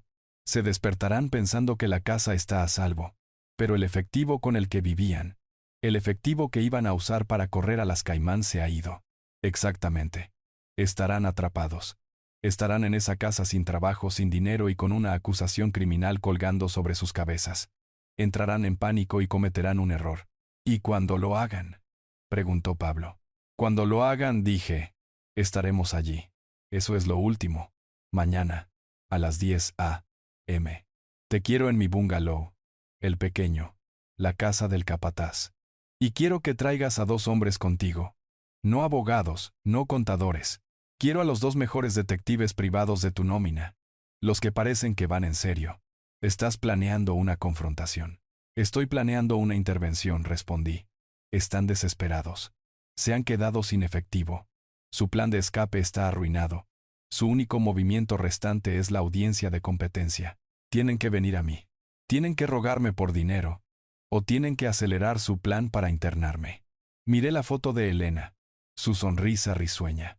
De cualquier manera terminé. Estaré listo para ellos. Mañana, Pablo. Terminamos esto. Terminamos esto por Elena. Estaremos allí a las 10. Roberto. Y ten cuidado. No te preocupes por mí, dije, colgando el teléfono. Ellos son los que necesitan tener cuidado ahora. No tuve que esperar mucho. Era el día después de Navidad. A las 10 de la mañana. Estaba en la pequeña cocina de mi bungalow, leyendo el periódico. Una simple taza de café negro humeando sobre la mesa de formica. La casa estaba en silencio. Estaba esperando. Escuché el auto antes de verlo. Bajó por mi tranquila calle residencial, demasiado rápido. Un chirrido de frenos. Un sonido completamente fuera de lugar en mi vecindario soñoliento. Luego un portazo de auto, seguido inmediatamente por otro. Pasos pesados y frenéticos en mi porche. Luego los golpes. No un toque cortés. No un golpe enojado.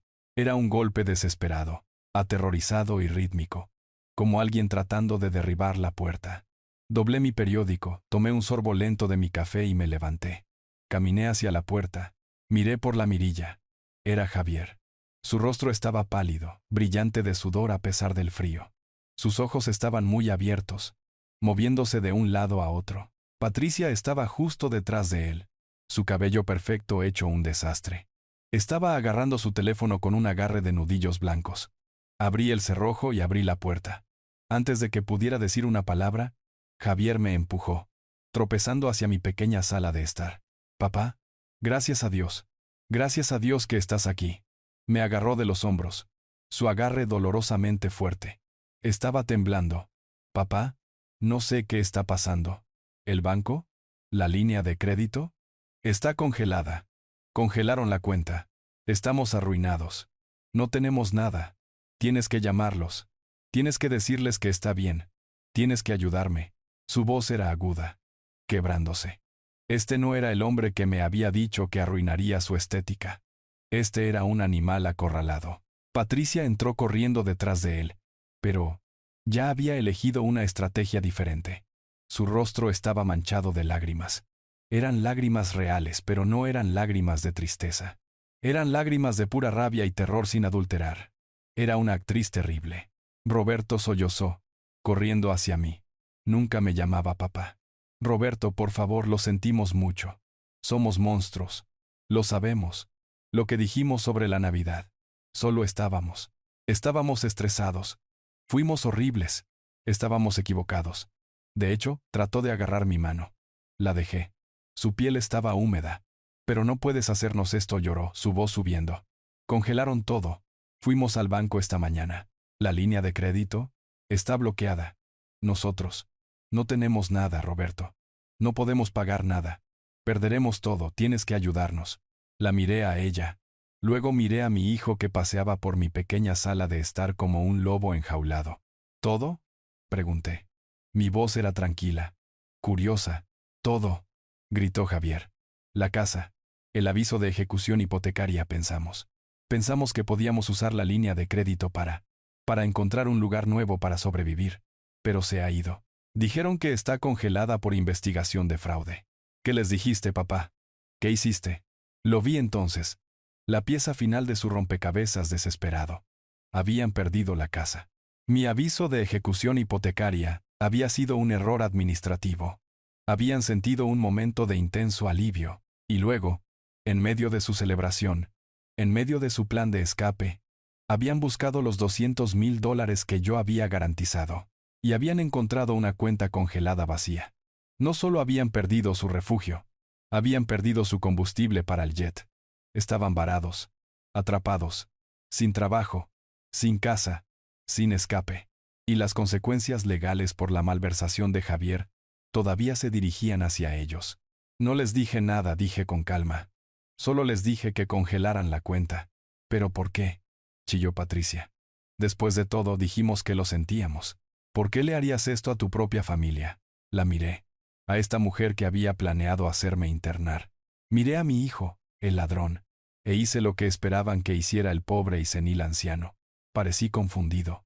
Dejé caer mis hombros. Dejé que una mirada de aturdimiento cruzara mi rostro. Yo no entiendo, dije con voz temblorosa. Yo pensé que estaban gastando demasiado. Solo quería ponerle una pausa. Solo hasta que pudiéramos hablar. No sabía qué congelaría. ¿Fraude? ¿Por qué dirían fraude? Les dejé ver la demencia que querían ver. Javier y Patricia intercambiaron una mirada rápida y frenética. Era una mirada de pura frustración agonizante. No podían gritarle a un anciano confundido. No funcionaría. Javier trató visiblemente de calmarse. Respiró hondo y tembloroso. Está bien, dijo, forzando su voz a ser suave como se le habla a un niño o a un inválido. Está bien, papá. Está bien. Fue solo un error. Un gran error. Pero puedes arreglarlo. Tú, solo. Solo tienes que llamar al banco. Ahora mismo. Eres el consignatario. Tienes que decirles que todo es un malentendido, que no hay fraude. Tienes que decirles que descongelen la cuenta. Ahora mismo. Sí, Roberto. Patricia intervino con su voz, goteando una dulzura falsa y desesperada. Por favor, solo una llamada telefónica. Eso es todo lo que necesitamos. Entonces podemos sentarnos todos y hablar. Podemos arreglar todo. Estaban mintiendo de nuevo. No querían arreglar nada. Solo necesitaban el dinero. Necesitaban huir. Sabía que Serrano tenía a mis investigadores observándolos. Sabía que estaban atrapados. Asentí lentamente, llevándome la mano a la cabeza como si estuviera abrumado por todo el ruido. Es todo demasiado. Tan rápido. La casa, el dinero, yo. No me siento bien. Caminé lentamente hacia mi vieja tetera y la llené con agua del grifo. Mi mano estaba perfectamente firme. La puse en la estufa y encendí el gas. El clic, clic, clic del encendedor era el único sonido en la habitación. Javier vibraba de impaciencia. Papá, el teléfono. Por favor, llama al banco. Me volví y los miré. 2 depredadores atrapados en una trampa tratando ahora de convencer dulcemente al cazador para que los dejara salir. Sonreí. Una simple sonrisa de abuelo. La tetera siseó mientras comenzaba a calentarse. Siéntense, dije suavemente. señalando las viejas sillas desiguales en mi mesa de cocina. Los dos. Se ven terribles. Me miraron confundidos por la invitación. Nos prepararé un poco de té, dije. Y pueden contarme todo sobre perderlo todo. Me miraron fijamente. Los había invitado a entrar para hablar. Les había ofrecido té. Yo, el anciano confundido que acababa de congelar accidentalmente su línea de crédito de $200,000. La tetera en la estufa comenzó a sisear un chillido bajo y creciente que llenó la pequeña cocina. Javier no podía soportar el silencio. Estaba moviendo la pierna, rebotando tan fuerte que sacudía la barata mesa de formica. Patricia estaba peor. Sus ojos, rojos por su falso llanto en el porche, se movían alrededor de mi sencilla sala de estar, mirando mis viejos muebles, mi alfombra desgastada como si estuviera calculando mentalmente lo que podría vender primero. Papá. Javier finalmente estalló, incapaz de esperar el té. Tú. Tienes que llamarlos. Tienes que llamar al banco ahora. Yo. No puedo. No podemos. Es todo un malentendido. ¿Malentendido? Pregunté. Me volví lentamente de la estufa sosteniendo 2 tazas astilladas. Sonó bastante claro, hijo. Investigación de fraude. Esa es una palabra fuerte para un malentendido. Patricia lanzó inmediatamente su actuación. Las lágrimas brotaron al instante, una exhibición perfecta y practicada de victimismo. Roberto dijo, su voz quebrándose. Él no quería decírtelo. Estaba demasiado avergonzado. No quería que te preocuparas. Coloqué las tazas sobre la mesa. Me senté. La vieja silla de madera crujió bajo mi peso. ¿Avergonzado de qué, Patricia? Él cometió un error, sollozó, extendiendo la mano sobre la mesa para ponerla sobre la de Javier. Un gesto de esposa comprensiva y amorosa. Un error terrible. Pero no fue su culpa. La compañía. Han sido horribles con él. Miré a Javier. Tenía la cabeza en la mano. Sus hombros temblaban. Él también estaba interpretando su papel. El hijo roto. Díselo, cariño, instó Patricia, frotándole la espalda. Díselo. Es tu padre. Él entenderá. Javier me miró. Sus ojos estaban desesperados. Papá. Ellos. Me acusaron de perder dinero. La cuenta de un cliente. No fue mi culpa, lo juro. El mercado simplemente se hundió. Pero me están culpando. Dijeron que tenía que devolverlo o ellos presentarían cargos. Que arruinarían mi carrera. Simplemente lo miré. Las mentiras. Eran tan fáciles, tan suaves. Así que entré en pánico, dijo, su voz bajando a un susurro. No sabía qué hacer. Por eso te pedí la línea de crédito. Pensé que podría usarla para pagarles. Y luego pagarte a ti lentamente antes de que te enteraras. Solo estaba tratando de arreglarlo, papá. Estaba tratando de proteger a mi familia. Estaba tratando de protegerte de la vergüenza. Era bueno. Tenía que reconocerle eso. Había retorcido la narrativa. No era un criminal. Era una víctima. No había robado el dinero. Lo había perdido. No había cometido fraude contra mí. Lo había hecho para protegerme. Era una obra maestra de manipulación. Entonces, los 200,000, dije, fueron para pagar este dinero perdido. Sí, dijo, asintiendo vigorosamente. 190,000 y los otros 10. Fueron solo para vivir, papá. Hasta que encontrara un nuevo trabajo. Estoy buscando. Lo juro. Estamos arruinados, Roberto. Patricia intervino. Las lágrimas fluyendo libremente ahora. Les pagamos. Pero ahora no nos queda nada. Hemos estado viviendo de tarjetas de crédito durante semanas. Y ahora congelaste la cuenta. Es lo único que teníamos. Y ahora vamos a perder la casa también. Vamos a estar en la calle. Todo por un comentario estúpido sobre la Navidad. Enterró su rostro en sus manos. Dijimos que lo sentíamos. Nosotros. Te rogamos. Por favor. Roberto. Solo llama al banco. Diles que fue un error. Diles que no hay fraude. Por favor. Somos tu familia. La tetera chilló un grito agudo y doloroso que llenó toda la casa. Me levanté lentamente. Apagué el gas y vertí el agua hirviendo en las 2 tazas. La habitación estaba en silencio excepto por los sollozos teatrales de Patricia. Coloqué una taza frente a Javier, una frente a Patricia. Me volví a sentar. Miraron el té, confundidos. Ya veo, dije. Así que perdiste $190,000. Y luego me pediste prestados $200,000 para devolverlos. Y has estado mintiendo sobre tu trabajo durante 6 meses. Y planeaban volar a las Islas Caimán el día de Navidad. Todo porque entraste en pánico. Sus cabezas se levantaron de golpe. Ambas. Los sollozos se detuvieron al instante. La cara de Patricia, hace un segundo una máscara de desesperación trágica, estaba ahora congelada en un shock absoluto y helado. La boca de Javier se abrió, pero no salió ningún sonido. Estaba pálido como un fantasma. ¿Cómo?, susurró. ¿Cómo? ¿Cómo supiste sobre las Caimán?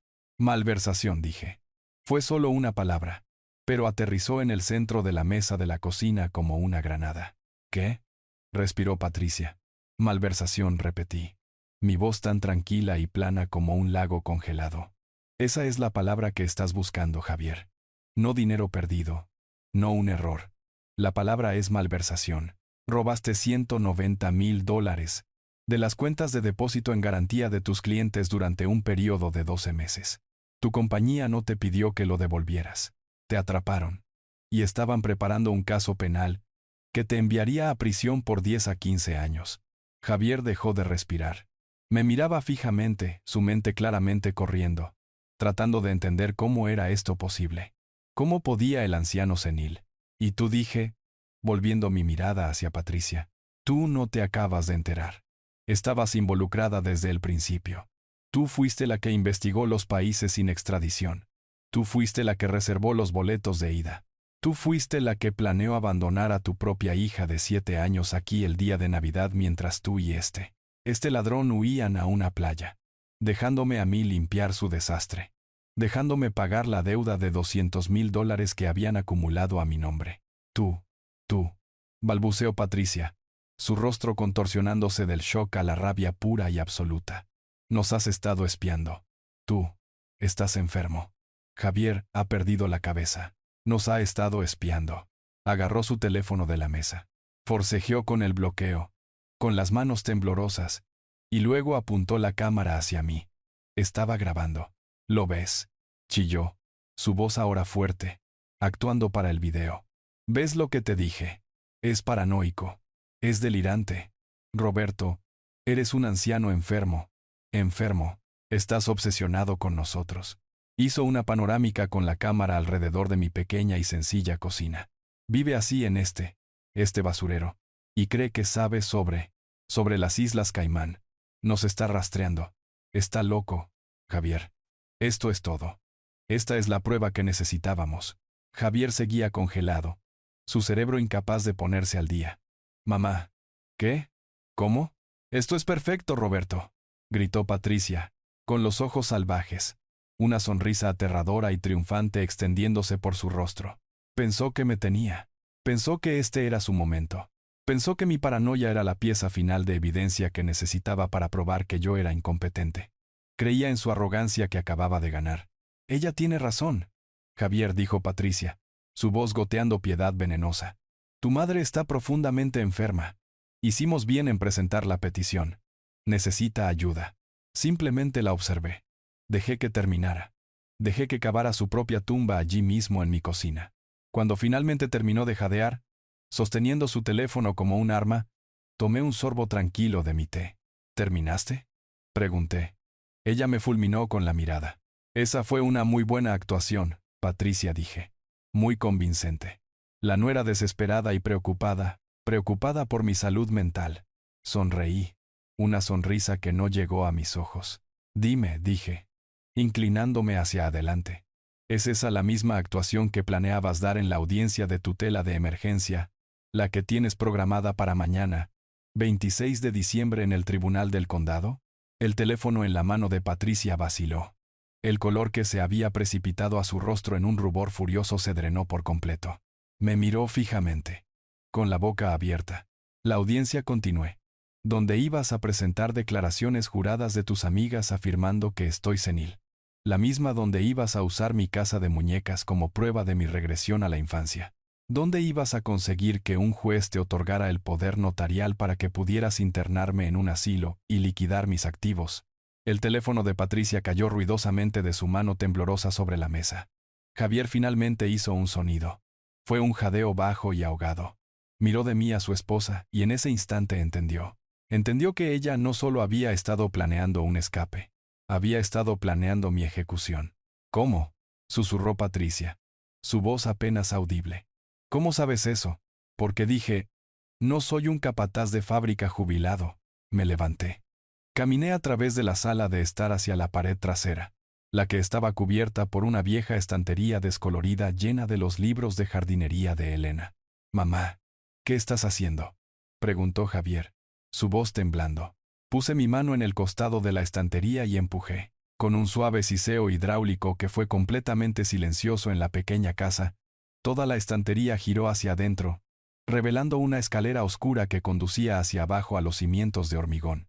Javier y Patricia simplemente miraron fijamente. Sus rostros una máscara de completa y total incredulidad.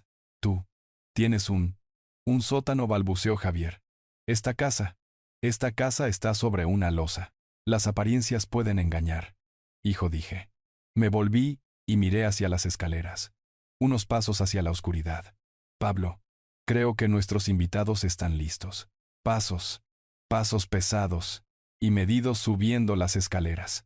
Un momento después, un hombre emergió a la luz de mi cocina. Tenía casi 70 años como yo, pero llevaba un traje de 3 piezas perfectamente hecho a medida. Sostenía un maletín grueso encuadernado en cuero. Era mi amigo, mi abogado, mi socio. Era Serrano. Pablo, susurró Javier. Lo reconoció.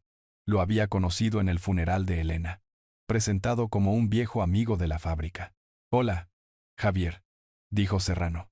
Su voz era educada, pero sus ojos eran astillas de hielo. Patricia. ¿Qué es esto?, exigió Patricia, encontrando su voz. ¿Quién es usted? ¿Qué está pasando? Esto, dijo Serrano, es lo que llamarías un cambio de circunstancias. Se hizo a un lado y 2 hombres más subieron las escaleras detrás de él. No eran abogados, eran altos, fornidos, y llevaban las inconfundibles chaquetas cortavientos azul oscuro de la División de Delitos Financieros de la Policía de la ciudad. Patricia los vio. Dejó escapar un pequeño grito ahogado. Javier se puso de pie de un salto, tirando su silla. Miró a la puerta, miró a las ventanas, miró a los detectives. Estaba atrapado. Javier Castillo. Patricia Castillo, dijo el primer detective, su voz llenando la pequeña y tranquila habitación. Ambos están bajo arresto por conspiración para cometer fraude contra un adulto mayor, perjurio y robo grave. No, chilló Patricia, lanzándose hacia la puerta. No pueden. Nosotros somos las víctimas. Él es el que está loco. Él es el que está. Su voz murió cuando el segundo detective se interpuso tranquilamente frente a ella, bloqueándole el paso. Señora, voy a necesitar que ponga las manos detrás de la espalda. Mientras los detectives comenzaban el proceso metódico de esposar a mi hijo y a su esposa, Javier simplemente se quedó allí, inerte, con los ojos clavados en los míos. No se resistió, simplemente miró, su rostro una máscara hueca de derrota. Mamá susurró. Yo no entiendo. Tu casa. Tú eres. ¿Quién eres? Serrano dio un paso adelante, abriendo su maletín en mi mesa de cocina. Lo abrió con un clic. Tu madre.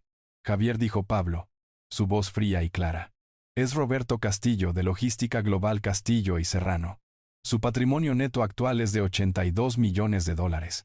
Patricia dejó de luchar. Simplemente se congeló.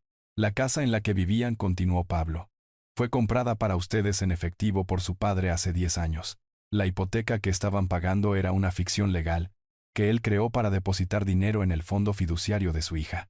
La línea de crédito de $200,000 en la que incumplieron fue garantizada personalmente por él. La petición de tutela que presentaron fue desestimada por un juez esta mañana a la luz de la abrumadora evidencia en contra. Serrano metió la mano en su maletín y sacó una pequeña grabadora de audio digital.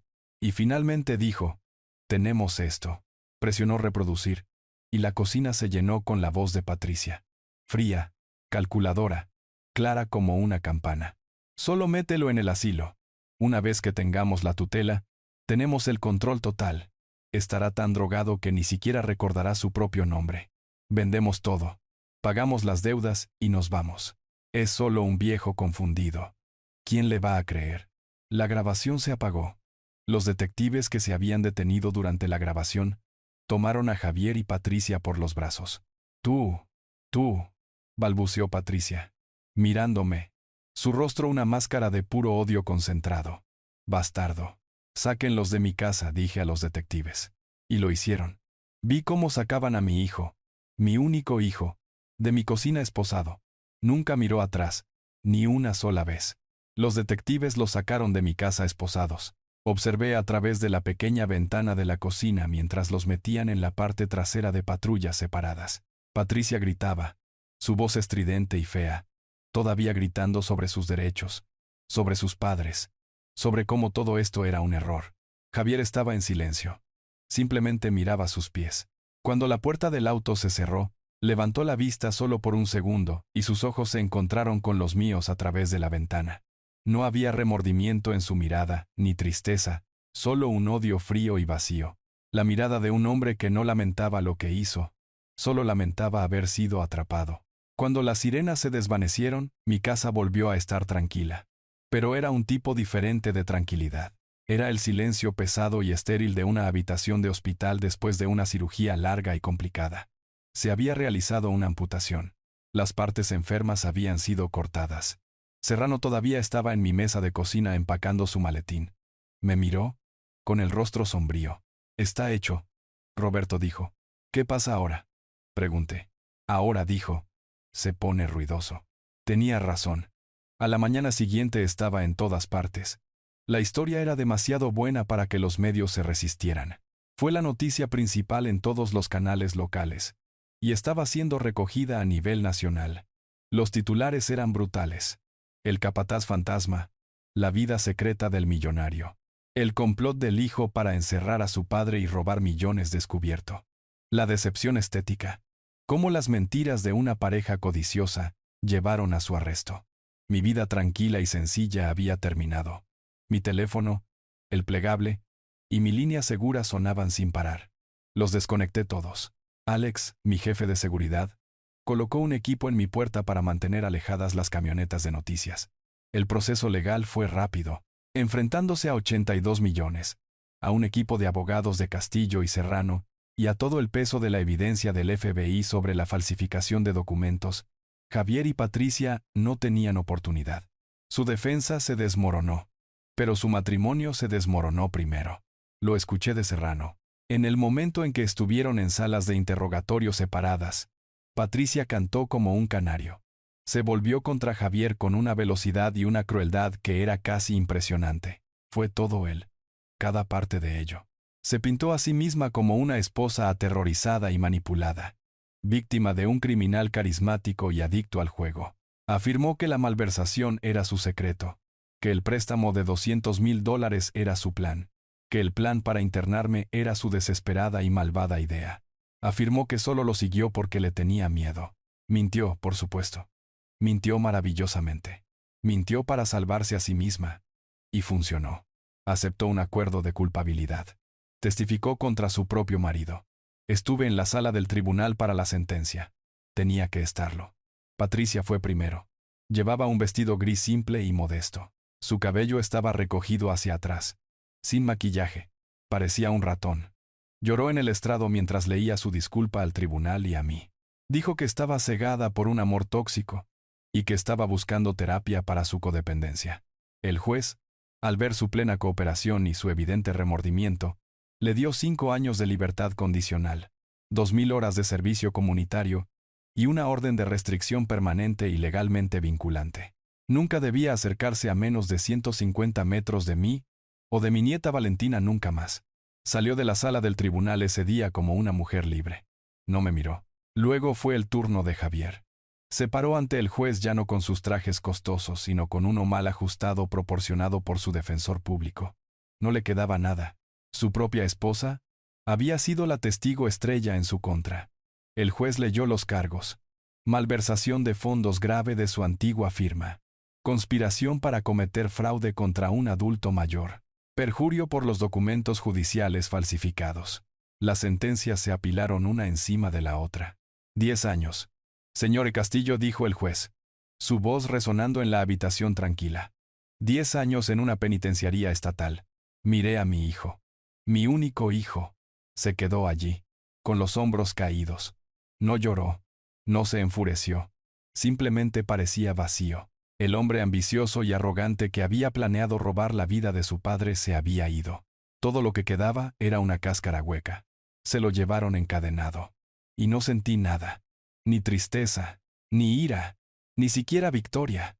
Simplemente me sentí vacío. La amputación estaba completa. El cáncer se había ido. Pero el espacio donde solía estar mi hijo ahora era solo un vacío. Salí del juzgado. Los medios gritaban mi nombre. Los ignoré a todos. Me subí al auto con Serrano. Se acabó, dije.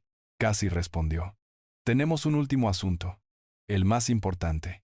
Tenía razón. Al día siguiente estaba en la oficina de Serrano. No en mi centro de mando oculto, sino en su oficina real en el piso 50 de la Torre Castillo y Serrano en el centro, la que tenía vistas a toda la ciudad. La niña, dije. Valentina. Pablo asintió. Deslizó una carpeta sobre el vasto escritorio de caoba. Su fondo fiduciario. El que has estado pagando durante 10 años con los pagos hipotecarios falsos de Javier. ¿Cuál es el daño? Ninguno, dijo Pablo. Está completamente aislado. Nunca estuvo a nombre de Javier y Patricia no tiene ningún derecho sobre él. Está única, legal e intocablemente a nombre de Valentina Castillo para ser accedido por ella en su 21º cumpleaños. Su madre, dije. Patricia, la orden de restricción es buena, pero sigue siendo su madre. Encontrará una manera de manipularla. Pondrá sus manos en ese dinero. No si actuamos ahora, dijo Pablo. Miré la carpeta. La cuenta ahora valía poco más de $430,000. Era lo único bueno que salió de la década de mentiras de Javier. Quiero que se bloquee. Pablo, dije. Quiero un cortafuegos legal, construido alrededor de ese dinero tan alto, que Patricia ni siquiera pueda olerlo. Quiero que se nombre un cofideicomisario, un profesional, alguien del banco, alguien que responda solo ante mí. Patricia no debe tener derechos de firma, ni acceso ni información, nada. Ese dinero es para Valentina, para su educación, para su futuro. No es y nunca será para su madre. Serrano asintió, ya tomando notas. Considera lo hecho. Presentaremos la moción ante el tribunal esta tarde citando la condena por delito grave de Patricia y la orden de restricción. Ningún juez en este estado discutirá. Bien, dije. Me levanté y caminé hacia la gran ventana del piso al techo. Miré hacia abajo a la ciudad. Mi ciudad. Todo estaba finalmente hecho. Javier estaba en prisión. Patricia era una delincuente convicta excluida de mi vida. Su matrimonio había terminado. Y Valentina, mi nieta, finalmente estaba verdaderamente a salvo. A salvo de ellos. Y a salvo de su codicia. El costo había sido toda mi familia. Pero el precio por el futuro de mi nieta, supe en ese momento que lo pagaría todo de nuevo. Una semana después, las camionetas de noticias se habían ido. Los reporteros habían pasado al siguiente escándalo. Mi bungalow estaba tranquilo de nuevo. Estaba sentado en mi oficina real, el centro de mando, no en la pequeña cocina. Serrano estaba sentado frente a mí. No estábamos bebiendo café barato. Estábamos bebiendo un whisky escocés de 25 años. La botella había estado acumulando polvo guardada para una ocasión especial. Decidí que esto calificaba. Los monitores en la pared ya no estaban oscuros. Estaban encendidos mostrando la extensa y compleja red de mis activos. Los 82 millones. La empresa de logística. Las propiedades inmobiliarias. La cartera de acciones. Parecía obsceno. Se sentía pesado. Giré el líquido ámbar en mi vaso. Elena tenía razón, dije. Mi voz era tranquila. Solo un rumor en la habitación silenciosa y con aire acondicionado. Pablo levantó la vista, su vaso intacto. ¿Sobre qué, Roberto? Sobre esto. Señalé las pantallas. Los números. Ella dijo que este dinero sería una maldición si no teníamos cuidado. Siempre lo decía. No dejes que lo eche a perder, Roberto. No dejes que lo haga débil. Tomé un sorbo. El whisky quemó. Traté de protegerlo de él, dije. Construí este agujero. Toda esta mentira. Este personaje. El capataz jubilado. La vida simple. Pensé que lo estaba protegiendo de la maldición. Y en cambio, simplemente, Simplemente, creé un tipo diferente de monstruo. No lo hice débil. Lo hice hambriento. Lo hice avergonzado. Miré mi vaso. Creé un vacío. Pablo, y su esposa, Patricia, simplemente lo llenó con codicia. Creé un hombre tan desesperado por la estética de la riqueza, tan avergonzado de su pobre padre anciano, que estaba dispuesto a borrarme por ello. ¿Tú no hiciste esto? Roberto, dijo Pablo, su voz firme. Tomaste una decisión basada en el amor. Él tomó sus decisiones basadas en la codicia. Eso no es culpa tuya. ¿No lo es? Lo miré. Le oculté la verdad durante toda su vida adulta. Lo traté como a un niño en el que no podía confiar. Y luego me sorprendí cuando actuó como uno. Suspiré un aliento largo y pesado.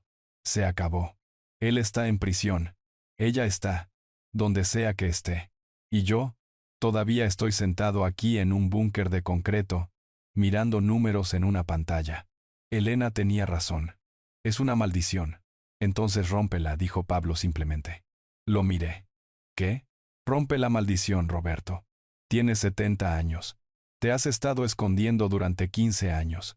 Has estado fingiendo ser un fantasma en tu propia vida. ¿Cuál es el punto? ¿Para qué estás guardando todo esto? ¿Para quién? Tenía razón. El secreto. El esconderse. El bungalow simple. La vieja camioneta. Todo fue una actuación. Y la audiencia ahora estaba en prisión. El espectáculo había terminado. Un nuevo sentimiento se apoderó de mí. No ira. No tristeza. Solo agotamiento. Estoy cansado de esconderme. Pablo, dije. Me volví hacia los monitores. Todos esos números. Todo ese poder. Todo simplemente sentado allí. Inactivo. Terminé, dije. Terminé de fingir. Me levanté. Véndelo. Pablo parpadeó. ¿Vender? ¿Qué, Roberto? La compañía. No. No la compañía. Vende los activos. Las propiedades secundarias. Las participaciones en la sombra. Quiero que comiences a liquidar una parte significativa de la cartera. Quiero 10 millones en efectivo líquido. Lo antes posible. Pablo se levantó. Roberto, eso es un movimiento masivo. ¿Qué planeas hacer con él? Miré la foto de Elena, la que había traído de mi bungalow, y colocado en el escritorio de acero. Sus ojos risueños. Voy a empezar a usarlo, dije. Como ella hubiera querido. Como deberíamos haber hecho hace años. Me volví hacia Pablo. Quiero que establezcas una fundación. Una nueva. Llámala Fundación Elena Castillo. Y quiero que su misión sea simple. Para niños. Para niños como Valentina. Niños que están atrapados. Niños cuyos padres les fallan. Ya no vamos a esconder este dinero, Pablo, dije. Vamos a ponerlo a trabajar. Vamos a hacer algo bueno con él. Rompamos esta maldita maldición para siempre. Un año. 365 días. Habían pasado desde la última vez que vi a mi hijo. Desde que vi cómo lo sacaban de mi cocina esposado. Era Navidad de nuevo. Pero esta Navidad no estaba en el bungalow pequeño y estrecho. No me estaba escondiendo. Estaba en casa. Estaba en la casa que acababa de terminar de construir. Una réplica perfecta de tamaño real de la casa de muñecas que había construido para Valentina. La casa en la que Elena y yo habíamos vivido por primera vez. Pero esta vez, no era la primera casa de una pareja joven. Era una fortaleza de memoria construida en un terreno hermoso y tranquilo en lo profundo de la región montañosa con los mejores materiales que mis 82 millones de dólares podían comprar. Estaba en mi nuevo taller. Un espacio vasto y limpio que olía a pino recién cortado y café. Las ventanas daban a un valle cubierto por una ligera capa de nieve. La Fundación Elena Castillo estaba completamente operativa. Serrano manejaba el día a día, pero yo aprobaba cada subvención. Habíamos financiado 3 nuevos refugios para niños abusados y un fondo de asistencia legal para ancianos que luchaban contra el fraude de tutela. Mi dinero ya no era un secreto, era una herramienta. Finalmente estaba funcionando. Estaba terminando un pequeño pájaro de madera, lijando las alas suavemente. Era para Valentina. Todavía le hacía regalos. No sabía si alguna vez los recibiría. La orden de restricción era férrea contra Patricia. Y dado que Valentina solo tenía 8 años, la custodia de Patricia significaba que mi nieta estaba, por defecto, alejada de mí. No la había visto en 365 días. El timbre sonó. Me congelé. Mis manos dejaron de moverse. No esperaba a nadie. Serrano estaba en las montañas con su familia. Mi jefe de seguridad, Alex, estaba estacionado en la puerta principal a 1,5 kilómetros de distancia por la carretera. Habría llamado si fuera una amenaza. Esto era solo un visitante. Caminé por la casa nueva, mis botas resonando en los pisos de roble de tablones anchos. Fui a la pesada puerta principal y miré por la mirilla. Mi corazón se detuvo. Eran ellas. Valentina. Tenía 8 años ahora. Parecía más alta, más delgada. Su cabello era más largo. Llevaba un abrigo rosa simple que parecía una talla demasiado pequeña. Y sus manos estaban metidas en sus bolsillos. Y detrás de ella, parada justo fuera del porche, estaba Patricia. Mi mano se apretó en el pomo de la puerta. El hielo. El viejo hielo frío y quirúrgico. Sentí que comenzaba a arrastrarse de nuevo en mis venas. Luego, miré de nuevo. Esta no era la Patricia que recordaba. Esta no era la mujer del vestido de diseñador que se había burlado de mi estética. El cabello rubio, helado y perfecto había desaparecido. Fue reemplazado por un castaño ratonil y deslucido recogido en una simple cola de caballo deshilachada. El abrigo de $1,000 había desaparecido, reemplazado por una parca negra delgada, del tipo que compras en un estante de descuentos. Y debajo de él, reconocí el uniforme, una camiseta polo negra y un delantal negro a juego manchado con lo que parecía café. Apenas podía distinguir el logo descolorido de un restaurante de carretera abierto las 24 horas. Ya no era una marca, no era una estética, era una camarera. Había estado trabajando. Había sido humillada. Había estado pagando de una manera que la prisión nunca podría lograr. Me vio mirándola a través del vidrio. Se estremeció. Físicamente se estremeció y dio medio paso atrás, apretando su parca barata, como para ocultar el logo del restaurante. Estaba avergonzada. Por primera vez desde que la conocí, la emoción en su rostro no era arrogancia, no era ira, no era manipulación, era vergüenza genuina y sin filtros. Abrí la puerta. El aire frío entró de golpe. Valentina me miró, con los ojos muy abiertos. ¿Abuelo? Su voz era pequeña, tentativa. Patricia inmediatamente puso sus manos sobre los hombros de Valentina, manteniéndose atrás, sin atreverse a pisar el porche. Cariño, te dije que no podemos simplemente. Él está ocupado. Quería verlo, insistió Valentina. Su voz desesperada. Se apartó de su madre y dio un paso hacia mí. Patricia no me miraba. Estaba mirando la intrincada carpintería de la barandilla de mi porche, el felpudo de bienvenida. Su rostro estaba demacrado. Estaba cansada. El fuego, el veneno, la arrogancia, todo se había ido. Patricia, dije. Mi voz era solo grava. No había pronunciado su nombre en un año. Ella saltó, sorprendida. Finalmente obligó a sus ojos a encontrarse con los míos. Vi miedo. Pero era un tipo diferente de miedo ahora. No era el miedo a ser atrapada. Era el miedo de una persona que no le queda poder. Señor Castillo, dijo, formal, tranquila. Yo, lo siento. No deberíamos haber venido. La orden de restricción. Estoy en el camino público. Estoy a 150 metros de distancia. No la estoy violando. Solo, empujó a Valentina ligeramente hacia adelante. Un gesto pequeño e impotente. Ella no dejaba de preguntar, susurró Patricia, y su voz se quebró. ¿Te extraña? Yo, le dije que solo preguntaría. Eso es todo.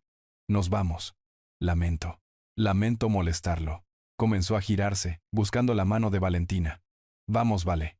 Vámonos. Y yo simplemente me quedé allí, mirándolas. La mujer que había tratado de enterrarme vivo. La mujer que había ayudado a mi hijo a planificar mi ejecución financiera y social.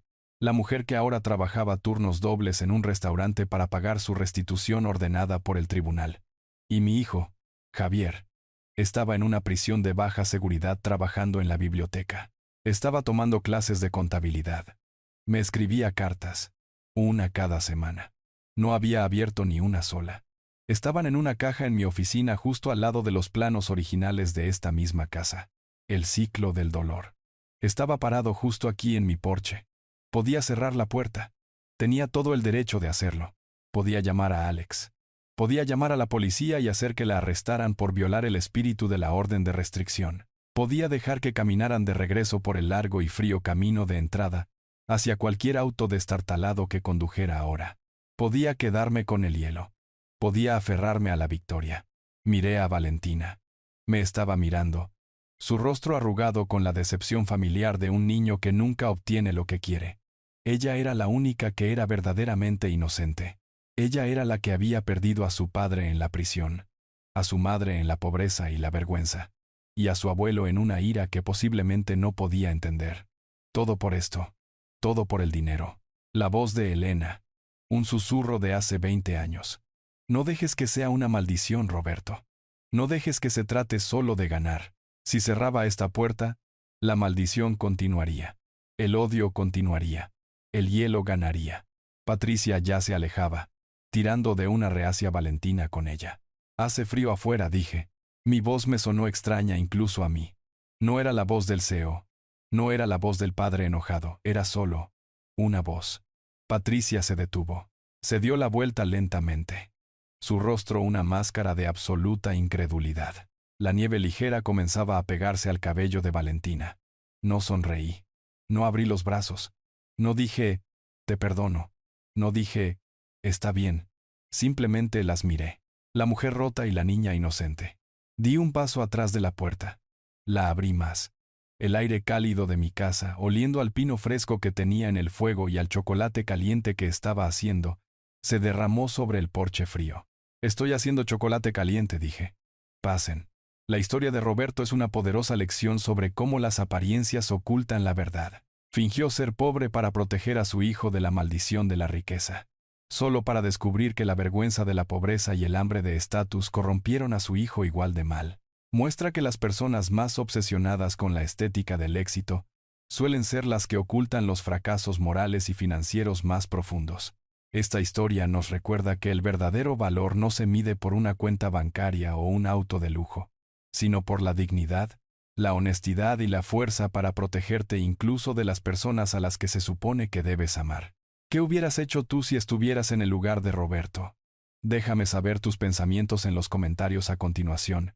Y si crees que se hizo justicia, dale al botón de me gusta y suscríbete para más.